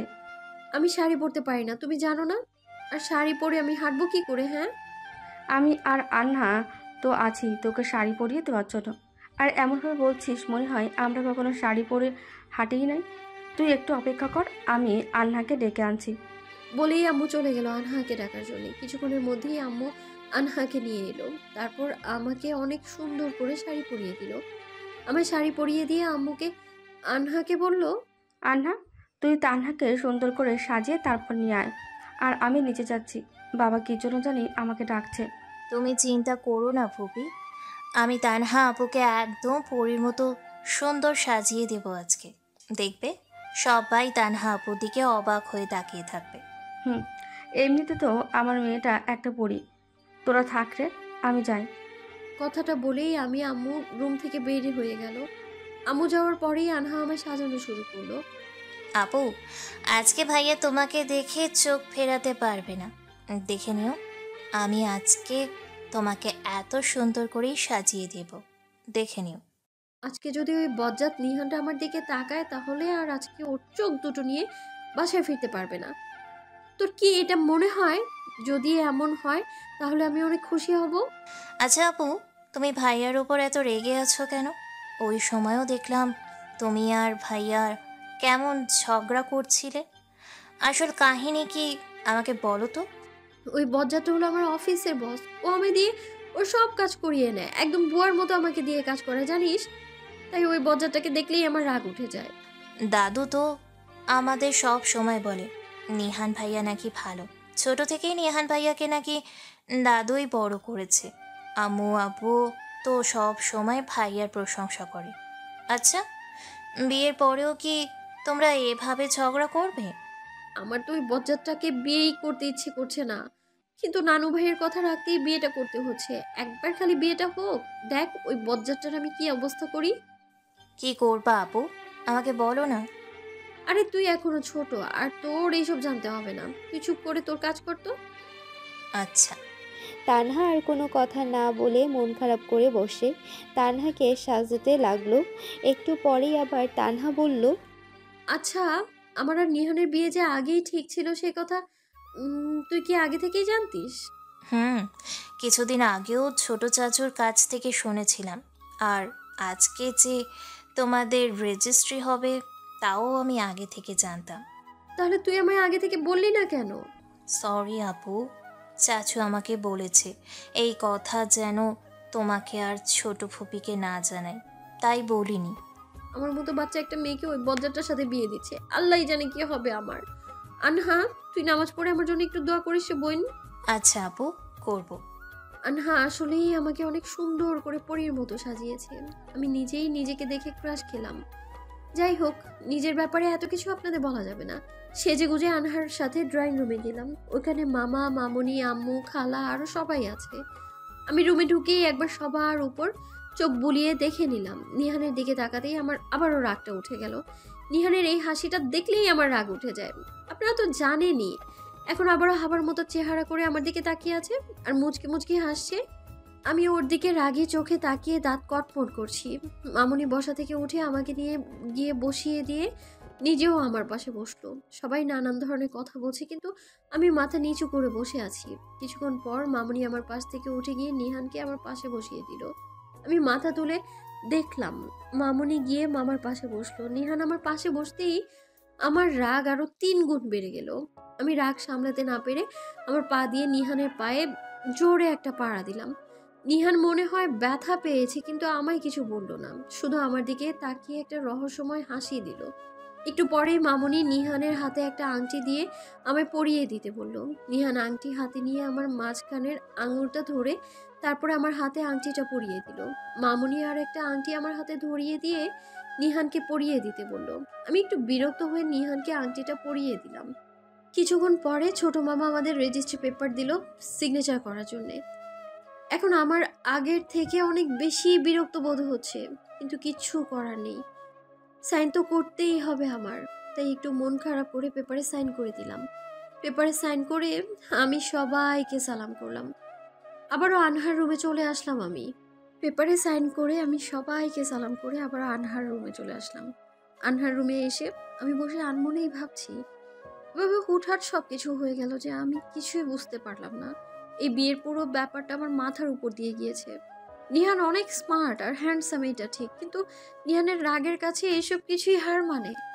আল্লাহ জানে এখন আমার কপালে কি আছে। আমি বিছানায় বসে এইসবই ভাবছিলাম। এর মধ্যেই আমার আম্মু আর খালামণি রুমের ভেতর আসলো। তারা এসে কিছুক্ষণ কথা বললো আমার সাথে, আমাকে নানাভাবে বুঝিয়ে চলে গেল তারা। আম্মু যাওয়ার সময় দরজাটা চাপিয়ে দিয়ে গেল। একটু পর কেউ দরজায় টোকা দিয়ে বলল, আমি কি ভেতর আসতে পারি? আপনি? আমি। আর এখন থেকে আমাকে স্যার ডাকতে হবে না। আচ্ছা, হঠাৎ আপনি এই রুমে কেন? আমি বাসায় চলে যাচ্ছি, তাই আমার হবু বউকে বলতে আসলাম। আপনি বাসায় চলে যাবেন? ভালো তো, আমি আপনার কথা শুনেছি, এবার আপনি বাসায় যেতে পারেন। তানহা, তুমি আমার সাথে এইভাবে কেন কথা বলছো? এমনিতে আমি তোমার অফিসের বস, আর আজকে থেকে তো তোমার সব কিছুর বস আমি। এখন থেকে রেসপেক্ট দিয়ে কথা বলবা। আপনি কি বাংলাদেশের প্রেসিডেন্ট নাকি যে আপনাকে রেসপেক্ট দিয়ে কথা বলতে হবে? আমি সবসময় আপনার সাথে এভাবেই কথা বলবো। আর আপনি শুধু আমার অফিসেরই বস, এর থেকে আর বেশি কিছুই ভাববেন না, ওকে? আমি আপনাকে স্বামী হিসেবে মানি না, আর তাই আমি আপনার সাথে ভালো ব্যবহারও করতে পারবো না, ভালো কিছু বলতেও পারবো না। দেখো, লাস্ট বারের জন্য বলছে, এরকম কিছু বলো না যাতে আমার রাগ উঠেছে। আর তুমি জানো আমার রাগ উঠলে আমি সব উল্টাপাল্টা কাজ করি। তখন যদি তোমার সাথে আমি উল্টাপাল্টা কিছু করে, তখন কিন্তু তোমার সমস্যা হবে, এই বলে দিলাম।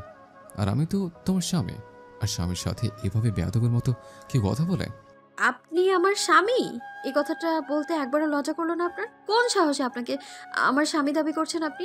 রেজিস্ট্রি করার আগে আমার মত জানতে চেয়েছিলেন আপনি?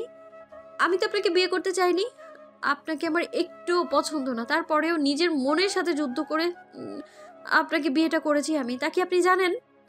আমি তো ইচ্ছে করেই তোমার মত জানতে চাইনি, কারণ আমি জানি তুমি কখনো আমাকে বিয়ে করতে রাজি হবে না। যেদিন প্রথম তোমাকে দেখেছিলাম সেদিন আমি সিদ্ধান্ত নিয়েছিলাম যে তোমাকে আমার বউ করবো। আর আজকে নানু যখন আমাদের বিয়ের কথা বললো, তখন তো আমি আকাশে উঠছিলাম। আর সব থেকে বড় কথা কি জানো? না, জানি না আমি, যদি আপনি একটু কষ্ট করে বলতেন। এমনিতে আমাকে তোমার ভালো লাগতো, কিন্তু আমাদের পরিবারের সবাই চেয়েছে যে তোমার আর আমার বিয়েটা হোক, তাই আমি কোনো ডিসিশন ছাড়াই তোমাকে বিয়ে করতে রাজি হয়ে গেলাম। আসছে, পরিবারের সবাই চায় তাই আপনি বিয়ে করতে রাজি হয়ে যাবেন? আপনি একবার আমাকে সাইডে নিয়ে ব্যাপারটা জিজ্ঞেস করতে পারতেন। জিজ্ঞেস করলে কি হতো? যদি আমাকে একবার জিজ্ঞেস করতেন তাহলে আজকে আমাকে এই দিনটাই দেখতে হতো না। একবার বলছি না আমি চেয়েছিলাম যাতে আমাদের বিয়েটা হয়, তাই আমি আর তোমাকে জিজ্ঞেস করার প্রয়োজন মনে করিনি। আপনি এটা কি বললেন? এই যে শোনাবো, এখন থেকে তুমি আমাকে তুমি করে বলবা। আর এইসব আপনি বাদ দাও, আপনি ডাকটা কেমন জানি পরপর লাগে। আর এখন আমাদের বিয়ে হয়েছে, তাই তুমি আমার আপন মানুষ, আর আপন মানুষের মুখে আপনি ডাক মানায় না।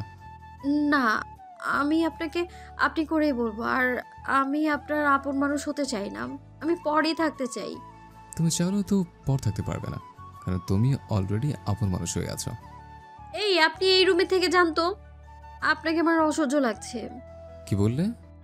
এই কথাটা বলেই নিহান আমার দিকে এগিয়ে আসলো। নিহানকে এগিয়ে আসতে দেখে আমি পিছিয়ে গেলাম। নিহান আস্তে আস্তে আমার দিকে এগিয়ে আসছে, আর আমি এক পা করে পিছিয়ে যেতে লাগলাম।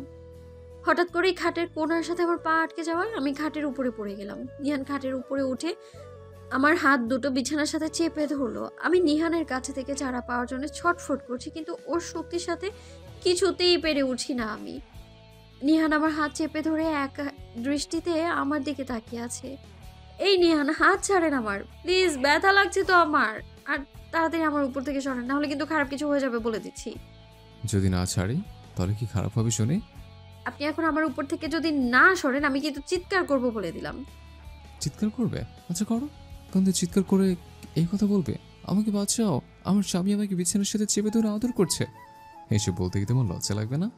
আপনার লজ্জা আর আদরের গুষ্টি মারি আমি। আর এইবার কিন্তু আমি সত্যি নানুকে ডাক দিব। আর আপনার লজ্জা করে না আমার মতো একটা পিচ্চি মেয়ের উপর এইভাবে নির্যাতন করতে? নানুকে ডাকবা? আচ্ছা পারলে ডাকো। আর কি বললে তুমি পিচ্ছি মেয়ে? অনেক মজার যোগ ছিল এটা। আমি আর কোনো কথা না বলে কয়েক সেকেন্ড রিল্যাক্সের শ্বাস নিয়ে অনেক জোরে চিৎকার করলাম, নানু! আমি ডাক দিয়েছি ঠিকই, কিন্তু আমার মুখ থেকে কোনো শব্দই বের হতে দিল না ওই শয়তান বজ্জাত কুত্তা বিলাইটা। আমি দাদু বলে চিৎকার দেওয়ার সাথে সাথেই নিহান আমার ঠোঁট দুটো চেপে ধরে ফেললো নিজের ঠোঁট দিয়ে। আমি নিহানের হাত থেকে ছাড়া পাওয়ার জন্য যতই ছটফট করছি, নিহান ততই আমাকে আরো শক্ত করে ধরে রেখেছে। তাই ছটফটানি কমিয়ে দিলাম আমি মনে মনে নিহানের 14 গোষ্ঠী উদ্ধার করছি আর নিহানকে ইচ্ছে মতো গালি দিচ্ছি। আজকে শুধু একবার নিহানের হাত থেকে ছাড়া পাই, তারপরে ওকে দেখাবো মজা। ও তো আমাকে চিনে না, আজকে বেটাকে বোঝাবো কত ধানে কত চাল। কিছুক্ষণ পর নিহান আমার ঠোঁট ছেড়ে দিয়ে হাঁপাতে লাগলো আর বলল, এই তুমি বেকল নাকি? স্বামী স্ত্রী রোমান্টিক মুহূর্তের সময় কেউ দাদুকে ডাক দেয়? তুই খালি একবার আমায় ছাড়, তারপর দেখ আমি তোর কি অবস্থা করি। আজকে যদি আমি তোর মাথা না ফাটাইছি তো আমার নামও তানহা না। তোমার তো সাহস কম না? তুমি আমাকে তুই করে বলছো? আর তুমি তো সত্যি সত্যি এখন তানহা না, তুই এখন থেকে আমার বউ, মানে মিসেস নিহান চৌধুরী। এই যে এইসব পরে দেখা যাবে, আপনি এখন আমাকে ছাড়বেন নাকি বলেন? তোমাকে ছাড়লেই তো তুমি আবার আমার সাথে দুষ্টুমি করা শুরু করে দিবা। তার থেকে ভালো তোমায় ধরেই রাখে। দেখেন নিহান, এবার কিন্তু বেশি বেশি হয়ে যাচ্ছে। আর এখন আমাকে না ছাড়লে আপনার ভালো হবে না বলে দিলাম আমি। কি খারাপ হবে শুনি? আম্মু! ওই তুমি খালামণিকে ডাকছো কেন? যদি তোমার মুখ দিয়ে আরেকটা শব্দ বের হয় তাহলে কিন্তু আবার তোমার ঠোঁটে উম্মা দিয়ে দেবো। আমি কিছু বলতে যাব তার আগেই বাহির থেকে আনহা দরজা নক করো বলতে লাগলো, নিহান ভাইয়া, সবাই তোমাদের জন্য অপেক্ষা করছে খাবারের টেবিলে, আর তুমি নাকি বাসায় চলে যাবা, তাই তোমাকে তাড়াতাড়ি নিচে আসতে বলছে বড় ফুপি। তুমি যাও, আমি এক্ষুনি আসছি। আচ্ছা বলেই মনে হয় আনহা চলে গেল। দরজাটা চাপানো, তাই আমি দেখতে পাইনি। আর নিহান আনহার সাথে কথা বলার সময় আমার মুখ ওর হাত দিয়ে চেপে ধরেছিল, তাই আনহাকে কিছু বলতেও পারিনি। আনহার সাথে কথা বলা শেষ করে নিহান আমার মুখের উপর থেকে হাতটা ছাড়িয়ে নিয়ে বলতে শুরু করলো, শোনো বউ, তোমাকে এখন আর আগের মতো থাকলে চলবে না। তোমার মনে রাখতে হবে তুমি এখন বিবাহিত। আর হ্যাঁ, আমি তোমাকে একটু পরেই ফোন করব। আমার ফোন রিসিভ করবে কিন্তু। আর যদি রিসিভ না করো তাহলে কিন্তু বাসায় এসে তোমাকে সাহায্য করব। আর কয়েকদিন পর থেকে তো তুমি আমার সাথেই থাকবা, তাই এই কয়েকদিনে ভালো মতো রান্না করাটা শিখে নিও। আর হ্যাঁ, তোমার এই বাচ্চার মতো অভ্যাস যাতে সবসময় থাকে। তোমার এই বাচ্চা মেয়েগুলো আমার অনেক ভালো লাগে। আচ্ছা তাহলে এখন আমি চাই, আর তুমি যদি চাও তাহলে আজকের রাতটা তোমার সাথে থেকে যেতে পারে। নিহানের কথা শুনে আমি শুধু ওর দিকেই তাকিয়ে রইলাম, কিন্তু কোনো কথা বললাম না। নিহান আমাকে ছেড়ে দিয়ে উঠে চলে যাচ্ছে।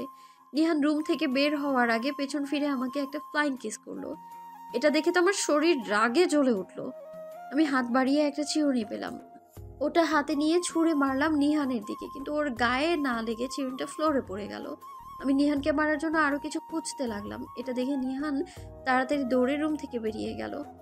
এতক্ষণের ঘটনার কথা মনে পড়তেই আমার শরীরে 1000 ভোল্টের রাগ উঠে গেল। আমুর আর নানুর উপর সবচেয়ে বেশি রাগ উঠে। আজকে তাদের জন্যই আমার এই বজ্জাতের ডেভিল মার্কা ছেলেকে বিয়ে করতে হয়েছে। তাদের কি খুব প্রয়োজন ছিল আমাকে নিহানের সাথে বিয়ে দেওয়ার? বিয়ে যখন হয়েই গেছে তখন তো ওকে আমার বর মানতেই হবে। বজ্জাটাকে এমন শিক্ষা দিব যে জীবনেও আমার নাম মনে রাখবে সারা জীবন। আমাকে বিয়ে করার শখ একদম মিটিয়ে দেব। কথাগুলি ভেবে আমিও ওই ডেভিলটার মতোই একটা হাসি দিলাম। নিহান রাতে খাবার খেয়ে সবার সাথে কথা বলে চলে যাওয়ার পর আমি ফ্রেশ হয়ে এসে রুম থেকে বের হয়ে ছাদে গেলাম। নানুদের বাসার ছাদটা অনেক সুন্দর, চারদিকে টবের ভেতরে ফুল গাছ লাগানো আর রঙিন লাইট দিয়ে চারপাশ আলোকিত করা। আমি ছাদে ঘুরে ঘুরে ফুল গাছগুলো দেখছিলাম। এমন সময় আম্মু নিচে থেকে ডাক দিল ডিনার করার জন্যে। সবাই ডিনার করে ফেলেছে, তাই আমি একা বসে খাচ্ছি আর আমার যা লাগছে আম্মু এনে দিচ্ছে। আমি খাচ্ছি এমন সময় হঠাৎ করেই আম্মুর ফোনটা বেজে উঠলো টেবিলের উপরে। ফোনটা আমি হাতে নিয়ে দেখি আননোন নাম্বার থেকে ফোন এসেছে। আমি ফোনটা রিসিভ করলাম। হ্যালো, কে? আমি রেহান বলছি। আই মেয়ে, তোমার ফোন কোথায়? জানো আমি কতগুলো ফোন করেছি? সরি, আমি তো ফোনটা আনহার রুমে রেখে ডিনার করতে চলে এসেছি। আচ্ছা, খাওয়া শেষ করে রুমে গিয়ে আমাকে কল ব্যাক করবা, বুঝছো? বুঝেছি। বলেই ফোনটা কেটে দিয়ে আবারও খাওয়া শুরু করলাম। আমি খাওয়া শেষ করে রুমে এসে ফোনটা হাতে নিয়ে দেখি অনেকগুলো মিসড কল, আর সবগুলোই নিহানের ফোন। আমি নিহানকে কল ব্যাক করলাম। নিহান ফোনটা রিসিভ করেই আমাকে বলতে শুরু করলো, এজেমিস তানহা, তোমার সমস্যাটা কোথায় আমায় একটু বলবা? তোমাকে আমি কতগুলো কল করেছি, তুমি একটা কলও রিসিভ করো নি। আবার খালামনের ফোনে কল করে তারপরে তোমার সাথে কথা বলতে হলো। তোমাকে তো আমি আসার সময় বলে এসেছিলাম তোমার ফোন সবসময় সাথে রাখবা, আমি একটু পরে ফোন করব। তাহলে তুমি আমার কথাটা শুনলে না কেন? ওই চুপ করেন। আমি আপনার কথা শুনে চলবো কেন? আমার যা ইচ্ছে হবে আমি তাই করব। এখন থেকে তো আপনার ফোন আর রিসিভও করবো না। দেখি আপনি কি করেন। এখন রাখছি। হাই শোনো, তুমি যদি এখন ফোনটা কাটো তাহলে আমি সত্যি সত্যি এখন তোমার কাছে চলে আসবো। পরে কিন্তু আর দূরে সরাতে পারবে না। আর তোমাকে না আমি একবার বলেছি আমার সাথে এইভাবে কথা বলবে না।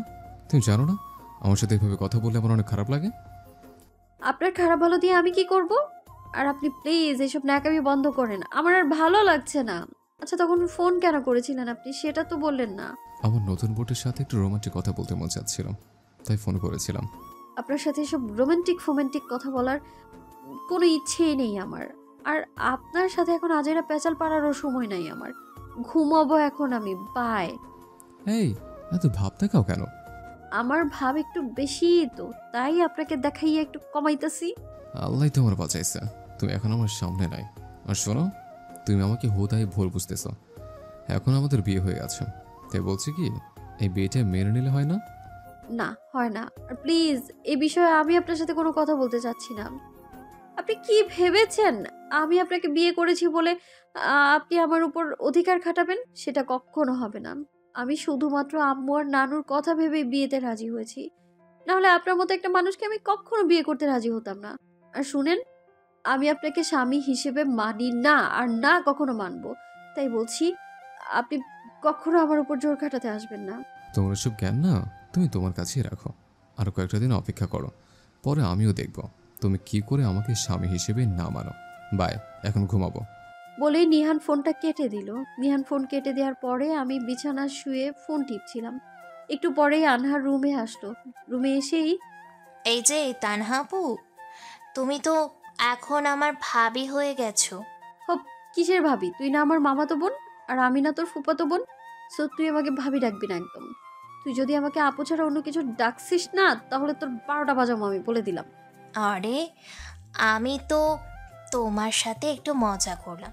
তোমার মতো একটা লক্ষ্মী বোনকে আমি কি ভাবি বলে ডাকতে পারি? আচ্ছা শোনো, কালকে সকালে কিন্তু রেডি হয়ে থেকো, আমরা সবাই মিলে শপিংয়ে যাব। আর ছোট ফুপি তোমাকে এই কথা বলার জন্যই তো আমাকে পাঠালো। কিসের শপিং রে? তোমার আর নিহান ভাইয়ের বিয়ের শপিং। তোমাদের বিয়ে তো সামনের সপ্তাহে, আর মাত্র 3-4 দিন বাকি। তাই আমরা সবাই কালকে সকালেই শপিংয়ে যাব। কালকে আমি তোদের সাথে যাব না। আপু, তুমি না গেলে কি করে হবে? আর তুমি তো সব কিছু পছন্দ করে কিনবে। আর সকালে রেডি হয়ে থেকো, নিহান ভাইয়া আসলেই আমরা বেরিয়ে যাব। নিহান গেলে তো আরো আগে যাব না। আপু, তুমি ভাইয়ার সাথে এইরকম করছো কেন? দাদু তো আমাদের বলেছে ভাইয়া নাকি অনেক ভালো। তাহলে তুমি ভাইয়াকে মানতে পারছো না কেন? কচু ভালো, তুই জানিস ওই বজ্জাত নিহান আমাকে দিয়ে অফিসে সব কাজ করায়, আর সারা দিন আমার উপরে রাগ দেখাবে। এত রাগী একটা ছেলে আমার স্বামী, এটা ভাবলেই আমার শরীর শিউরে ওঠে। আপু, বিয়ের পরে তুমি ভাইয়ার উপরে এই সব কিছুর প্রতিশোধ নিবা। নাটকের ভিতরে দেখো না, বিয়ের পরে মেয়েদের কত পাওয়ার হয়ে যায়। আচ্ছা শোনো না, প্লিজ কালকে আমাদের সাথে শপিংয়ে চলো না, অনেক মজা হবে। আচ্ছা ঠিক আছে, যাব। এই তো আমার লক্ষ্মী আপু, এই জন্যই তোমাকে আমার এত ভালো লাগে। হয়েছে, আর পাম দিতে হবে না। আপু, তুমি এমন করে বলতে পারলা? আচ্ছা আর একটা কথা। বল। কি? আপু, আজকে রাতে আমি ফুপিদের সাথে থাকবো, তাই আজকে তোমার একাই ঘুমাতে হবে। আচ্ছা, এটা কোনো ব্যাপারই না। তুমি তাহলে থাকো, আমি যাই। আচ্ছা যা। আনহার রুম থেকে চলে গেল। আর অনেক রাত হয়ে গিয়েছে দেখে আমিও লাইট বন্ধ করে শুয়ে পড়লাম। সারাদিন অফিস করে শরীরটা ক্লান্ত থাকার সাথে সাথেই ঘুমিয়ে পড়লাম। হঠাৎ করে কিছু একটা আলো চোখে আসায় ঘুম ভেঙে গেল আমার। আমি চোখ খুলে তাকিয়ে দেখি জানালার কাছে থেকে লাইটের আলো আসছে আর কেউ আস্তে আস্তে আমার নাম ধরে রাখছে। আমি এইসব মনের ভুল ভেবে অন্যদিকে ঘুরে ঘুমানোর চেষ্টা করলাম। আনহার রুমটা দোতলায় একদম এক কোণায়, আর দোতলার জানালা দিয়ে কেউ এভাবে আসবে আমি এইসবই ভাবছিলাম। হঠাৎ করে কেউ জানালা দিয়ে রুমের ভেতরে প্রবেশ করলো। আমি তো ভয়ে একদম শিউরে উঠে বসে পড়লাম। ভয় চিৎকার দিতে যাব এমন সময় কেউ একজন আমার মুখটা চেপে ধরে বলতে লাগলো, ওই প্লিজ চিৎকার করো না। গলার স্বর শুনেই বুঝতে পারলাম যে এটা নিহান। নিহান এখন আমার মুখটা চেপে ধরে আছে, তাই আমি কিছু বলতেও পারছি না। অনেক কষ্টে আমার মুখের উপর থেকে নিহানের হাতটা সরালাম। আমার মুখের উপর থেকে নিহানের হাতটা সরিয়ে আমি বলতে শুরু করলাম, এই এত রাতে আপনি এখানে কি করেন? হ্যাঁ, আর আপনি দরজা রেখে এভাবে জানালা দিয়ে কেন আসলেন? এখানে আসার কারণ তো একটা আছে, আর দরজা দিয়ে আসলে সবাই দেখে ফেলতো, তাই এখান দিয়ে লুকিয়ে এসেছে। তো এখানে আসার কারণটা কি শুনি আমি? তোমাকে অনেক দেখতে ইচ্ছে হচ্ছিল, তো আর বাসা একা একা ভালো লাগছিল না, তাই তোমার কাছে চলে আসলাম। আর আজকে আমাদের রেজিস্টার হয়েছে, তাই এইভাবে সবার চোখের আড়ালে হয়ে আসতে হলো। আমায় দেখা শেষ হয়েছে? কেন? আমাকে দেখা শেষ হলে এবার যান আপনি, আমার ঘুম পাচ্ছে, অনেক ঘুমোবো আমি। আচ্ছা চলে যাচ্ছে। কথাটা বলি নিহান আমার হাত ধরে টান দিয়ে আমাকে একদম ওর কাছে নিয়ে গেল। এরপর এক হাত দিয়ে আমায় আলতো করে জড়িয়ে ধরে অন্য হাত দিয়ে আমার মাথাটা তুলে আমার কপালে একটা চুমু দিল। আবারও জানালা দিয়ে বের হয়ে গেল। আমি রাগে গজ গজ করতে করতে ঘুমিয়ে পড়লাম। সকাল সকাল ঘুম থেকে উঠে শপিংয়ে যাওয়ার জন্য বাধ্য হয়ে রেডি হতে হলো। অনেকক্ষণ ধরে রেডি হয়ে বসে আছি, কিন্তু নিহানের আসার কোনো নাম গন্ধই নেই। আরও অনেকক্ষণ পরে নিহান গাড়ি নিয়ে এলো। নিহান আসার সাথে সাথেই আমরা সবাই শপিংয়ের জন্য বেরিয়ে পড়লাম। শপিং মলে ঢুকেই যে যার মতো শপিং করা শুরু করে দিল। আমি আম্মুর পাশেই দাঁড়িয়েছিলাম সবসময়। নিহান আমাকে অনেক ইশারা করে ডেকেছে, কিন্তু আমিই যাইনি। শপিং করতে করতে আমাদের দুপুর হয়ে গেল, তাই সবাই মিলে দুপুরে একটা রেস্টুরেন্টের লাঞ্চ করে তারপর বাসায় ফিরলাম। পরের দিন আমি নানু বাসা থেকে বের হয়ে সোজা অফিসে চলে গেলাম। আজকে আমি আম্মুর একটা শাড়ি পরে অফিসে যাচ্ছি, কারণ নানু বাসায় আসার সময় আমি আমার জন্য কোনো জামা কাপড় আনিনি। আজকে শাড়ি পরায় তানহাকে অনেক সুন্দর লাগছে। অফিসের সবাই তানহার দিকে তাকিয়ে আছে, আর তানহার চেহারার তো এমনিতেই একটা মায়া আছে। আজ অফিসে এসে তানহার ভেতরে এক অন্যরকম অনুভূতি কাজ করছে, কিন্তু কেন করছে তা জানে না। অফিসে গিয়ে তানহা কারোর সাথে কোনো কথা না বলে সোজা নিজের কেবিনে চলে গেল। তারপর টেবিলের উপরে নিজের ব্যাগটা রেখে কাজে মন দিল। তানহা কাজ করছে, এমন সময় ওর কেবিনে টেলিফোনটা বেজে উঠল। তানহার আর বুঝতে বাকি রইল না কে ফোন করেছে। অনেক বিরক্ত হয়ে তানহা ফোনটা রিসিভ করে বলল, জি স্যার বলুন। মিস তানহা, আমার জন্য কফি বানিয়ে নিয়ে তাড়াতাড়ি আমার রুমে আসো। আমি আপনার জন্য কফি বানাতে পারবো না। আর আমি আপনার জন্য কফি বানাবোই বা কেন?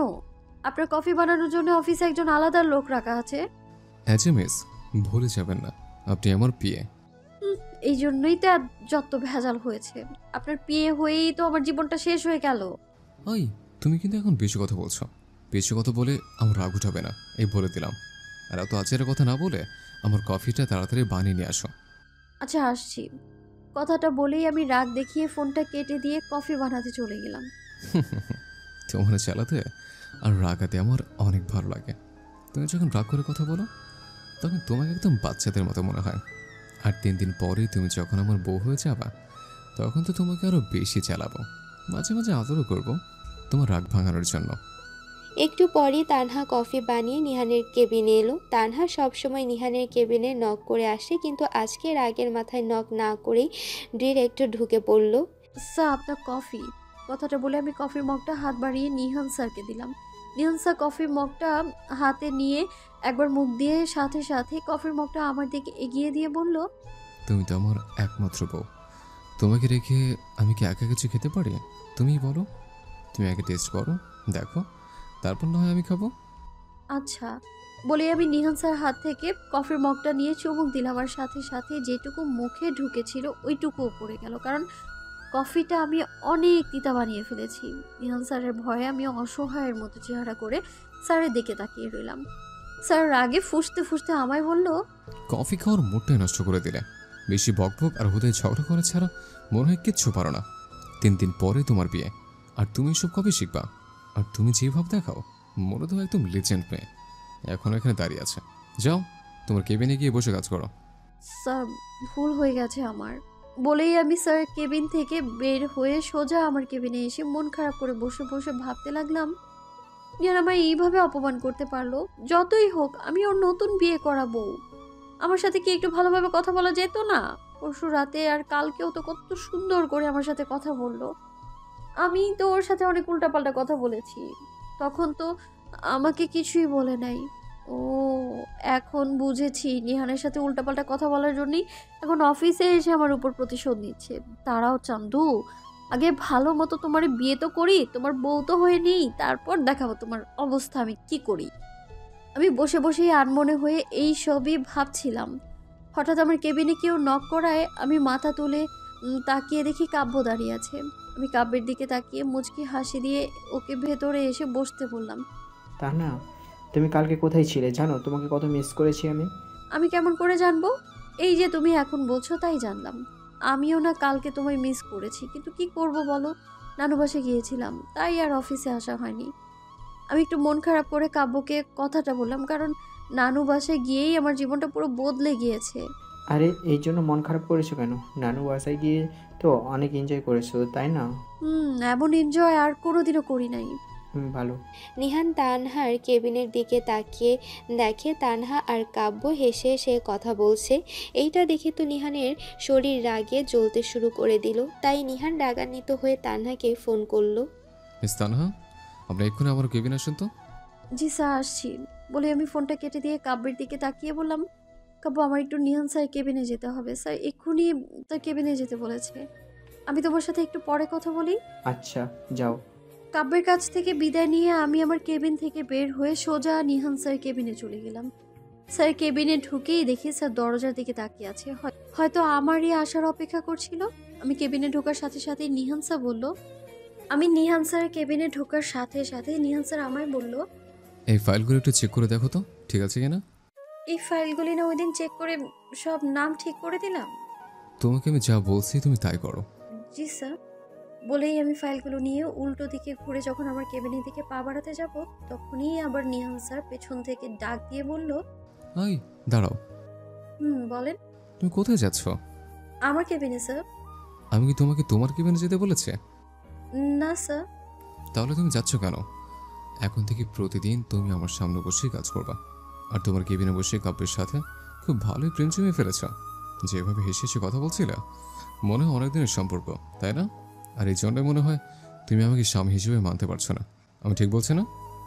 জি না, আপনি একদমই ঠিক কথা বলেননি। আমি কাব্যের সাথে প্রেম করি না। কাব্য শুধুমাত্র আমার একটা ভালো ফ্রেন্ড, এর থেকে আর বেশি কিছুই নেই আমাদের মাঝে। বুঝছে। এখন থেকে তুমি এখানে বসেই কাজ করবা, আর যার সাথে যা কথা বলার আছে তা আমার সামনে বলবা। আপনার সামনে বলবো কেন? আমাদের কি কোনো পার্সোনাল কথা থাকতে পারে না? আমি এই অফিসের বস, আর অফিসের ভিতরে যা কথা হবে সবকিছু জানার অধিকার আমার আছে। আর অফিসের ভিতরে তোমাদের কিসের পার্সোনাল কথা? এখানে কি চাকরি করতে এসেছো নাকি পার্সোনাল কথা বলতে এসেছো? সরি স্যার, আর এরকম ভুল হবে না। তোমাকে আমি আর এরকম ভুল করতে দিলে তো করবা। হয়েছে, এখনো বেশি কথা না বলে যে কাজ দিয়েছে ওটা করো। করছি বলেই আমি নিহান স্যারের সামনে একটা চেয়ার টেনে বসে ফাইলগুলো চেক করতে শুরু করে দিলাম। আমি এক মনে বসে আমার কাজ করছি। নিহান যে আমার দিকে তাকিয়ে আছে আমি খেয়ালই করিনি। হঠাৎ কি মনে করে যেন তার দিকে তাকালাম, তাকিয়ে দেখি ও আমার দিকে তাকিয়ে আছে। আমার তাকানো দেখে নিহান চোখ নামিয়ে নিল। তোমার শাড়ির আঁচলটা নিচে পড়ে গেছে, একটু ঠিক করে নাও। এসব দেখলে নিজেকে কন্ট্রোল করতে কষ্ট হয়। নিহান মাথাটা নিচের দিকে করে তানহাকে কথাটা বলল। তানহা নিহানের দিকে বড় বড় চোখ করে তাকিয়ে আছে, আর রাগের কারণে অনেক বড় নিঃশ্বাস নিচ্ছে। নিহান স্পষ্ট তানহার নিঃশ্বাসের শব্দ শুনতে পাচ্ছে। নিহান একটু পরে মাথাটা তুলে তানহার দিকে তাকিয়ে দেখে তানহা এখনও শাড়ির আঁচল ঠিক না করে ওর দিকে চোখ বড় বড় করে তাকিয়ে আছে। তানহাকে এভাবে তাকিয়ে থাকতে দেখে নিহান বলল, শাড়ির আঁচল ঠিক না করে এভাবে তাকিয়ে আছো কেন? আমি ঠিক করতে পারবো না। যদি আমার শাড়ির আঁচলের জন্য কারো কোনো সমস্যা হয় তাহলে এটা তার নিজস্ব ব্যাপার। কথাটা আমি রাগের মাথায় বলেছি নাকি কেন বলেছি এটা বুঝলাম না, কিন্তু কথাটা বলার পরেই আমি বুঝতে পারলাম যে কথাটা বলা আমার একদম ঠিক হয়নি। সমস্যা নেই, নিহান তো আমার দূরের কেউ না, যা বলার নিজের স্বামীকেই তো বলেছি। নিহানকে যে আমার ভালো লাগে না তেমন না, নিহানের রাগটা একটু বেশি, তাই নিহানকে আমার খুব ভয় লাগে। এটা যদি আমার নিজস্ব ব্যাপার হয় তাহলে শাড়িটাও আমি নিজস্বভাবে ঠিক করে দেয়। কথাটা বলেই নিহান নিজের চেয়ার থেকে উঠে গিয়ে নিজের কেবিনের দরজাটা বন্ধ করে দিয়ে আসলো। দরজাটা বন্ধ করে দিয়ে এসে তানহার পাশে দাঁড়িয়ে তানহার শাড়ির আঁচলটা ধরল। নিহান তানহার শাড়ির আঁচল ধরতেই তানহা এক হাত দিয়ে নিহানের হাতটা ধরে ফেলল। নিহান তানহার ওই হাতটা ধরে ওকে টান মেরে দাঁড় করিয়ে ফেলল। তানহাকে দাঁড় করিয়ে নিহান এক হাত দিয়ে তানহার কোমর পেঁচিয়ে ধরে, ওকে একদম নিজের কাছে টেনে নিল। তানহা নিহানকে কোনো বাধাই দিচ্ছে না। নিহান তানহাকে নিজের এতটাই কাছে নিয়ে আসছে যে নিহান তানহার নিঃশ্বাসের শব্দ শুনতে পাচ্ছে। তানহা অনেক জোরে জোরে নিঃশ্বাস নিচ্ছে, যা নিহানকে তানহার আরও কাছে টানছে। নিহান নিজের ঠোঁট দিয়ে তানহার ঠোঁট জোড়া চেপে ধরল। ঠিক কতক্ষণ এইভাবে ধরেছিল আমি বলতে পারবো না, কারণ এইসব গল্পে বলা বারণ। হঠাৎ তানহা নিহানকে ধাক্কা দিয়ে নিজেকে ছাড়িয়ে নিয়ে বলতে শুরু করলো, কি হয়েছে? আপনি এসব কি করছেন? এমনি আমি দিন দিন আপনার প্রতি দুর্বল হয়ে যাচ্ছি, আমায় আর দুর্বল করবেন না। আর এসব বিয়ের পরে করতে হয়। আপনি এখন থেকে আমার সাথে এসব শুরু করে কেন দিয়েছেন? বিয়ের আগে যদি আমাকে আর একটা কিস করেন তাহলে বিয়ের পরে আমি আপনাকে একটু আদর করব না। যদি কিস না করি তাহলে কি বিয়ের পর অনেক আদর করবা? জানি না। কথাটা বলেই আমি লজ্জা পেয়ে নিহানের বুকে মুখ লুকালাম। নিহানকে জড়িয়ে ধরার সাথে সাথে অনুভব করলাম দুটি হাত আমাকে আরো শক্ত করে চেপে ধরলো। আমিও আরো একটু শক্ত করে নিহানকে জড়িয়ে ধরলাম। আচ্ছা ম্যাম, এটা কিন্তু অফিস, এইখানে এসে কেউ এইভাবে রোমাঞ্চ করে নাকি? আর এত শক্ত করে জড়িয়ে ধরলে তো আমি দম বন্ধ হয়ে মারা যাবো। আরে পিঁপড়ার চাপে কি কখনো হাতি মরে নাকি? তেমনিও আপনি আমার চাপে মরবেন না, বুঝলেন? হয়েছে, এখন কাজ করো। আজকে রাতে আবার আসবো না, তখন দেখি কতক্ষণ জড়িয়ে ধরে থাকতে পারো। রাতে আসলেই আপনাকে জড়িয়ে ধরবো কে? বিয়ের আগে তো আপনি আর আমি আমাকে খুঁজেই পাবেন না। দেখা যাবে, এখন কাজ করো তো। আচ্ছা বলে আমি নিহানকে ছেড়ে দিলাম। নিহানকে ছেড়ে দেওয়ার পরে নিহান আমার শাড়ির আঁচলটা ঠিক করে দিল। নিহান যখন আমার শাড়ির আঁচল ঠিক করে দিচ্ছিল আমার কেমন যেন লাগছিল তখন। যাই হোক, এখন কাজে মনোযোগ দিই। কয়দিন পরেই তো বিয়ে, তখন তো আবার কাজ করতে পারবো না। 2 দিন পরে। আজকে আমার গায়ে হলুদ, তাই ফুল দিয়ে সাজানো একটা স্টেজে বসে আছি। কেমনে কেমনে যে 2 দিন কেটে গেছে বুঝতেই পারিনি আমি। আমার বিয়ের জন্য আমাদের বাড়িটা অনেক সুন্দর করে সাজানো হয়েছে।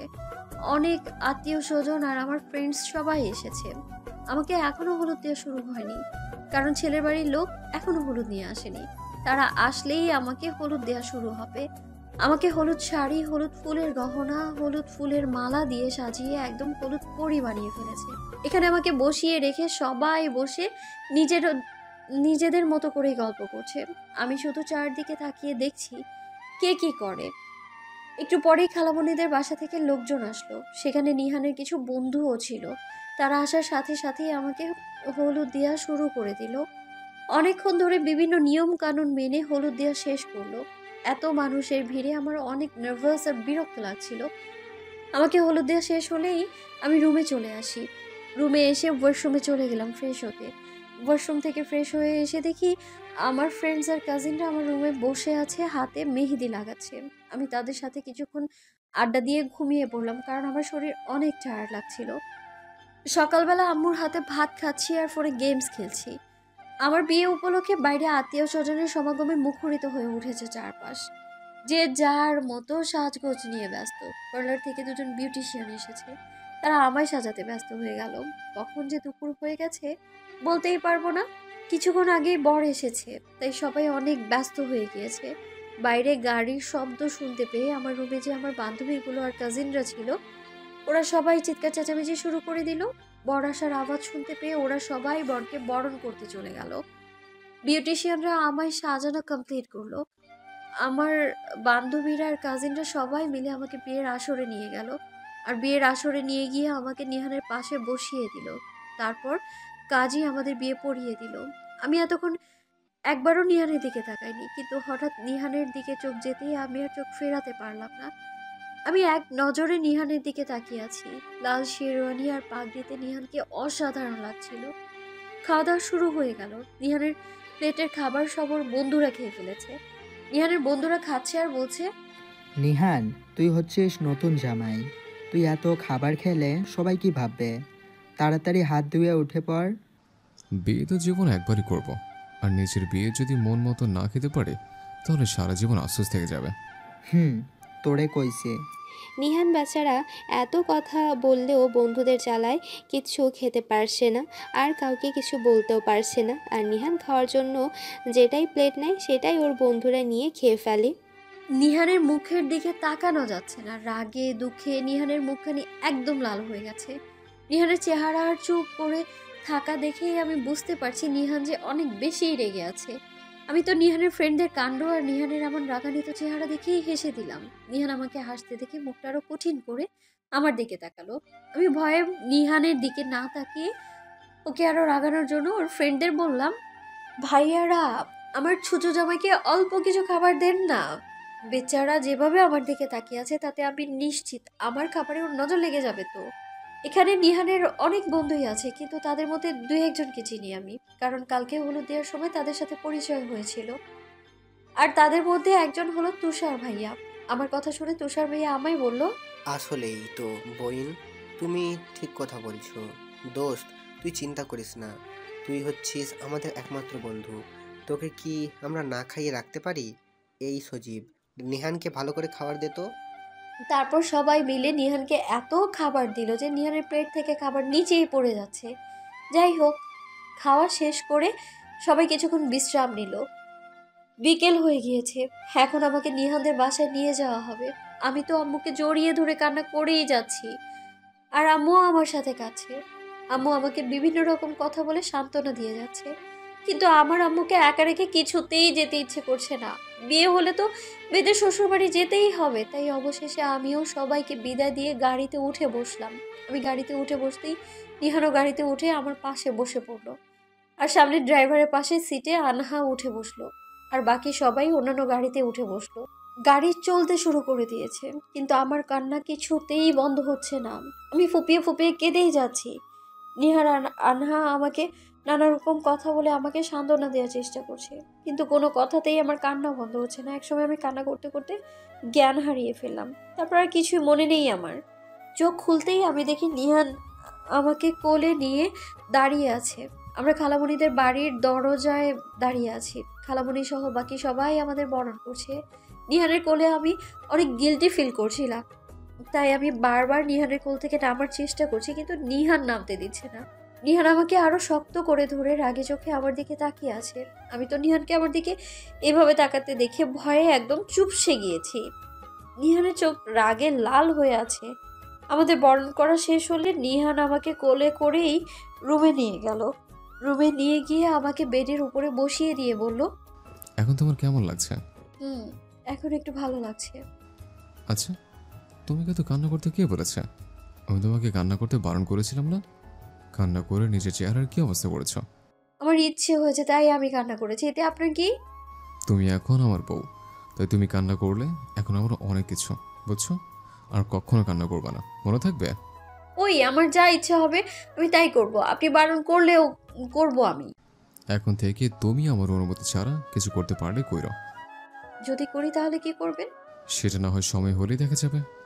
আমি কিছু বলতে যাব তার আগেই খালামণি সহ আরো অনেকেই রুমে এলো। খালামণিও তারা রুমে আসায় নিহান রুম থেকে বের হয়ে গেল।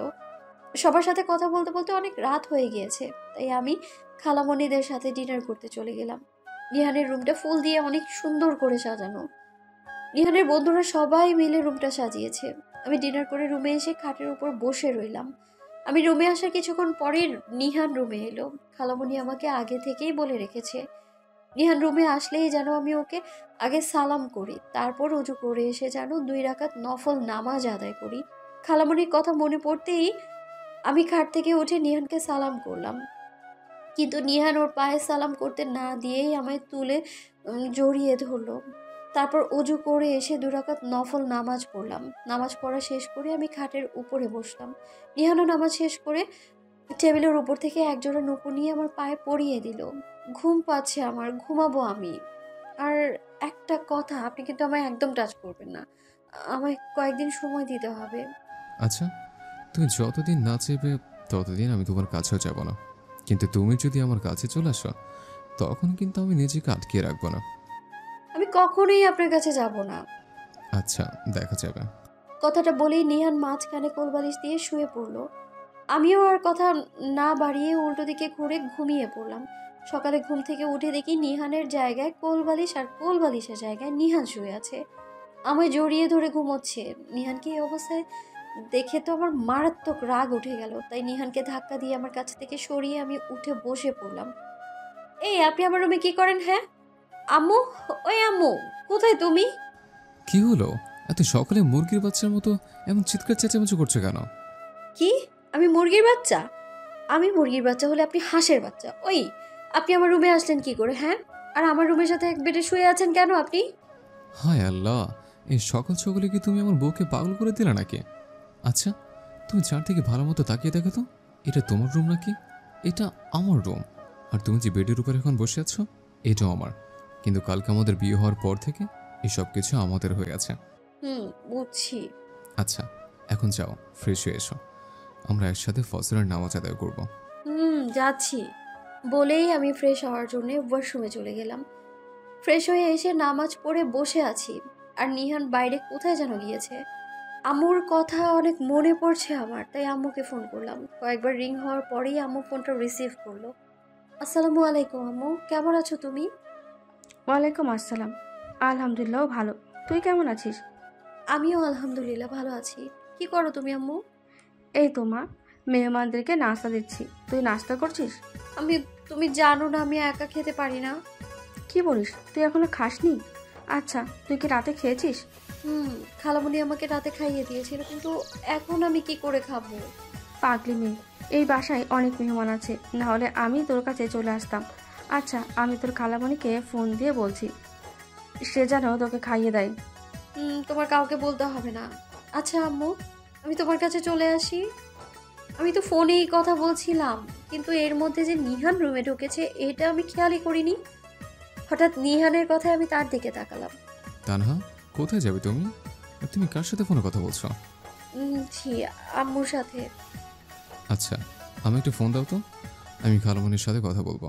কথাটা বলেই নিহান আমার হাত থেকে ফোনটা নিয়ে সাইডে চলে গেল। কিছুক্ষণ পর নিহান ফোনে কথা বলা শেষ করে ফোনটা আমার কাছে দিয়ে রুম থেকে বের হয়ে গেল। একটু পরেই নিহান খাবারের প্লেট হাতে নিয়ে আবার রুমে ঢুকে আমার সামনে এসে আমায় বলল, নাও হা করো। আমি আপনার হাতে খাবো না। আমি তোমাকে কোনো কথা বলতে বলছে? তাড়াতাড়ি হা করো। খালামণিকে ডেকে দিন, আমি খালামণির হাতে খাবো। খালামণি মানে কি? এখন থেকে আম্মুকে তুমি আম্মু বলে ডাকবা, বুঝছো? না, বুঝি নাই। হয়েছে, এখন বুঝতেও হবে না। তাড়াতাড়ি খাও তো এখন, একটু পরে সবাই তোমার সাথে দেখা করতে আসবে, তখন কিন্তু আর খেতে পারবা না। ঠিক আছে। নিহান আমায় খাইয়ে দিয়ে নিচে চলে গেল। কিছুক্ষণ পর আনহা রুমে আসলো। আমি ওর সাথে আড্ডা দেওয়ায় ব্যস্ত হয়ে পড়লাম। লাল কালারের বেনারসি শাড়ি পরে সেজেগুজে বসে আছি বউ ভাতের জন্য করা স্টেজে।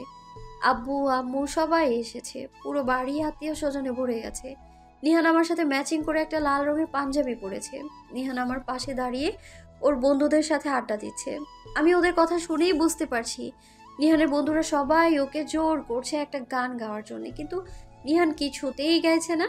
তাই নিহানের বন্ধুরা সবাই আমায় রিকোয়েস্ট করছে নিহানকে গান গাইতে বলার জন্যে। আমি আনহার কাছ থেকে শুনেছি নিহান নাকি অনেক ভালো গান গাইতে পারে, কিন্তু আজকে পর্যন্ত কখনো নিহানের গান শোনা হয়নি আমার। ওর বন্ধুদের কথা শুনে আমারও নিহানের গান শোনার অনেক আগ্রহ বেড়ে গেল। যখনই আমি নিহানকে গান গাইতে বলতে যাব, তার আগেই সজীব ভাইয়া বলল, এই নিহান, তুই না কত সুন্দর করে গান গাইতে পারিস, আরে তো ভালো একটা দিনে তোর গান শুনবো না? এটা তো ইম্পসিবল, আজকে তোর গান গাইতেই হবে। এই ভাবি, আপনি একটু নিহানকে বলেন না ও যেন একটা গান গায়। এই যে আপনার সমস্যাটা কি আমাকে বলবেন? ভাইয়াগুলো আপনাকে এত রিকোয়েস্ট করছে একটা গান গাইতে, আর আপনি গান গাইছেন না কেন? তুমি যখন বলেছো তখন তো গান গাইতেই হবে। আম্মু, আমার গিটারটা যেন কোথায়? দাঁড়া, আমি এখনই নিয়ে আসছি। বলে আম্মু গিটার আনতে চলে গেল। কিছুক্ষণ পর আম্মু গিটার নিয়ে এসে নিহানের হাতে দিল। নিহান গিটার হাতে নিয়ে সুর তুলে গাইতে শুরু করলো।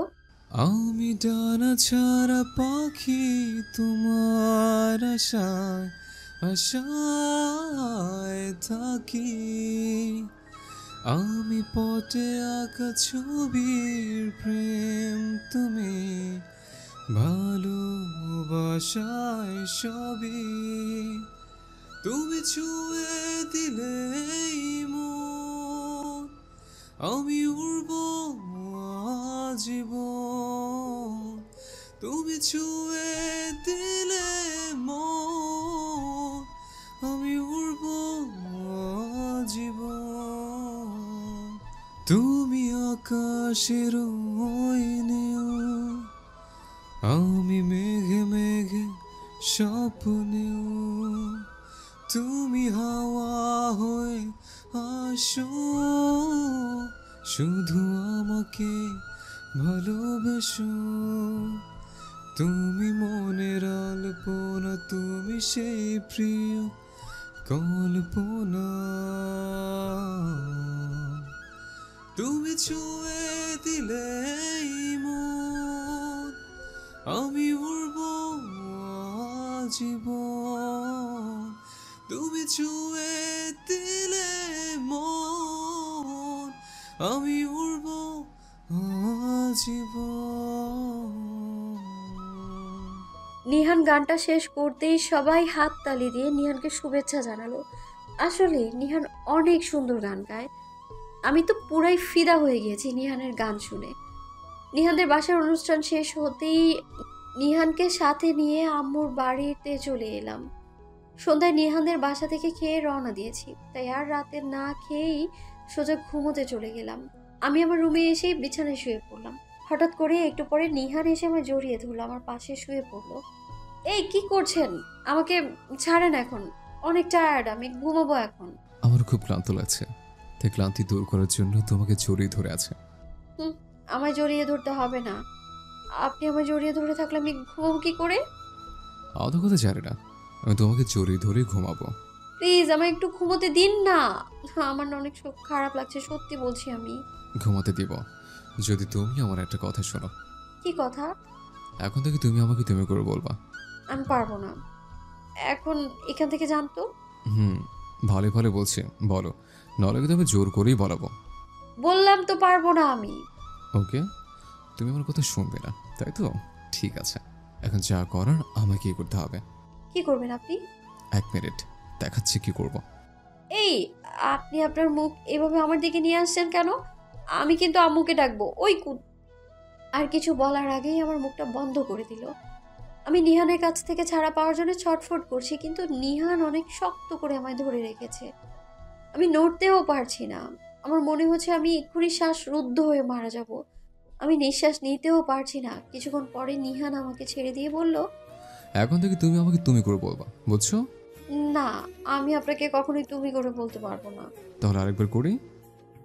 না না, তার দরকার নেই। আমি আপনাকে এখন থেকে তুমি করে বলবো। এই তো ভালো মেয়ের মতো কথা। তাহলে এখন থেকে বলার চেষ্টা করো। তুমি? এইভাবে না। তাহলে কিভাবে? আমি তোমাকে ভালোবাসি, এইভাবে বলো। প্লিজ নিহান, শরীরটা অনেক খারাপ লাগছে। আজকে আমার সাথে এমন করবেন না। তুমি একবার বললেই হবে। ঠিক আছে, আমি তোমাকে ভালোবাসি। আর আমি তোমাকে অনেক ভালোবাসি। আচ্ছা, এখন আসো আমরা ঘুমিয়ে পড়ি। আচ্ছা। 2 বছর পর হাসপাতালে বসে আছে নিহান। কিছুক্ষণ আগে তানহাকে নিয়ে হাসপাতালে এসেছে সে। হ্যাঁ, তানহা মা হতে যাচ্ছে। এই 2 বছরে খুশিতে ভরিয়ে দিয়েছে তানহার জীবনটাকে নিহান। আজ নিহানের ভুলের জন্য তানহা মৃত্যুর সাথে লড়াই করছে। নিহানকে ডাক্তার বলেছে, মা, সন্তান দুজনকেই বাঁচানো অনেক কষ্টকর। আল্লাহর কাছে দোয়া করেন, তিনি একমাত্র বাঁচাতে পারেন, আমরা তো শুধুমাত্র ওসিলা। নিহান হাসপাতালে নামাজ পড়ার জায়গায় অজু করে নামাজ পড়ে আল্লাহর দরবারে হাত তুলছে। আল্লাহ, তুমি সর্বশক্তিমান, পরম দয়ালু। হে আল্লাহ, তুমি তো তোমার অসহায় বান্দার দোয়া কবুল করো। আমি তোমার এক অসহায় বান্দা, আমার স্ত্রী আর সন্তানের জন্য তোমার দরবারে হাত তুলেছে। ডাক্তার বলেছে আমার বাচ্চাটাকে আর আমার তানহাকে বাঁচানো কষ্টকর। হে আল্লাহ, তুমি তো সব পারো, তাহলে তোমার এই অসহায় বান্দার দোয়া কবুল করো না। হে আল্লাহ, তানহাই তো আমার বেঁচে থাকার একমাত্র অবলম্বন। ওর কিছু হয়ে গেলে আমি কি নিয়ে বাঁচব? আমি যে একদম একা হয়ে যাবো আল্লাহ। হে আল্লাহ, তোমার কাছে তোমার এই গুনাহগার বান্দা হাত তুলেছে, তার 2টা কলিজার টুকরোর জন্য। তুমি আমাকে ফিরিয়ে দিও না। লা ইলাহা ইল্লাল্লাহ মুহাম্মাদুর রাসূলুল্লাহ। এমন সময় একজন নার্স এসে নিহানকে ডাকলো। আপনি কি নিহান? বলেন। স্যার আপনাকে ডাকছে। চলুন। নিহান নার্সের পেছন পেছন ডাক্তারের কেবিনে ঢুকলো। ডাক্তার, আমাকে ডেকেছেন? নিহান, ভেতরে এসে বসো। হ্যাঁ, আমার তানহা আর আমার বেবি কেমন আছে? আজকে আমার তানহার এই অবস্থা শুধু আমার জন্য। ওদের কিছু হলে আমি মরে যাবো ডাক্তার। আজকে সকালবেলা আমার তানহা আমাকে অনেক ডেকেছিল, কিন্তু আমি সারা রাত ঘুমাইনি বলে সকালে গভীর ঘুমেছিলাম।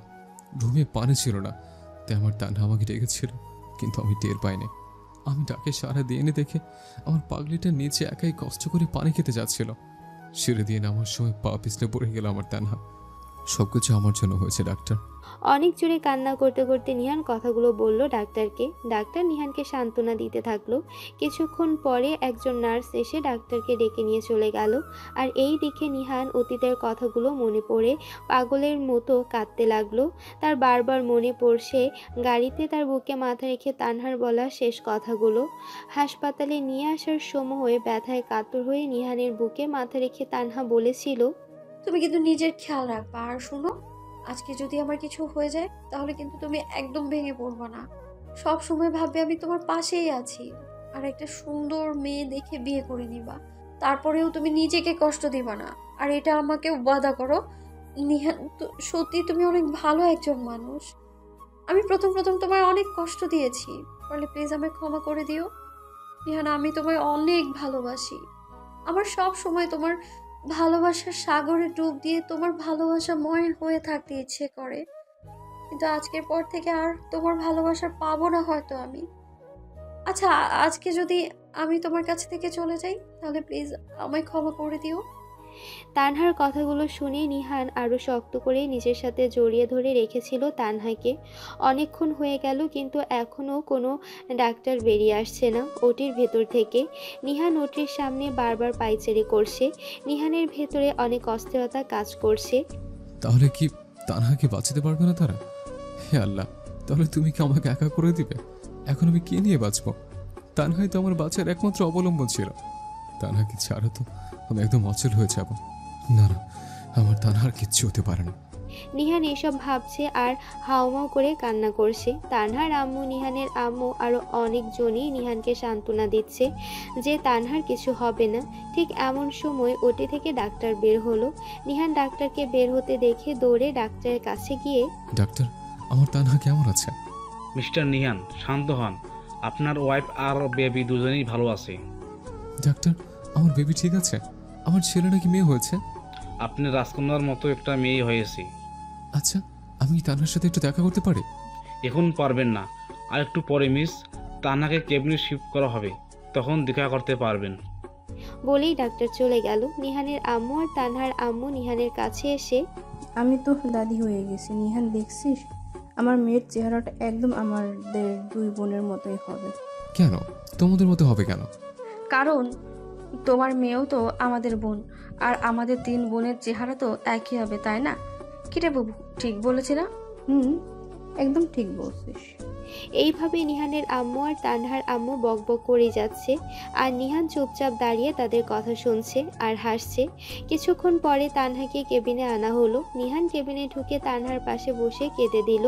এইটা কোনো কষ্টের কান্না ছিল না, এইটা তানহাকে ফিরে পাওয়ার কান্না, বাবা হওয়ায় খুশির কান্না। নিহান নিজের মেয়েটার দিকে তাকিয়ে মুচকি হেসে দিল, কারণ সত্যি ওর মেয়েটা দেখতে ওর নানি আর দাদির মতো হয়েছে। নিহান বসা থেকে উঠে তানহার হাতটা শক্ত করে ধরে, এলো পাথারি কিস করতে লাগলো। এরপর মেয়ের কপালে আলতো করে একটা চুমু দিল। তানহা নিহানের দিকে তাকিয়ে বলল, বাবু, এই দেখো না তোমার মেয়েটা কত কিউট হয়েছে, একদম তোমার মতো কিউট হয়েছে।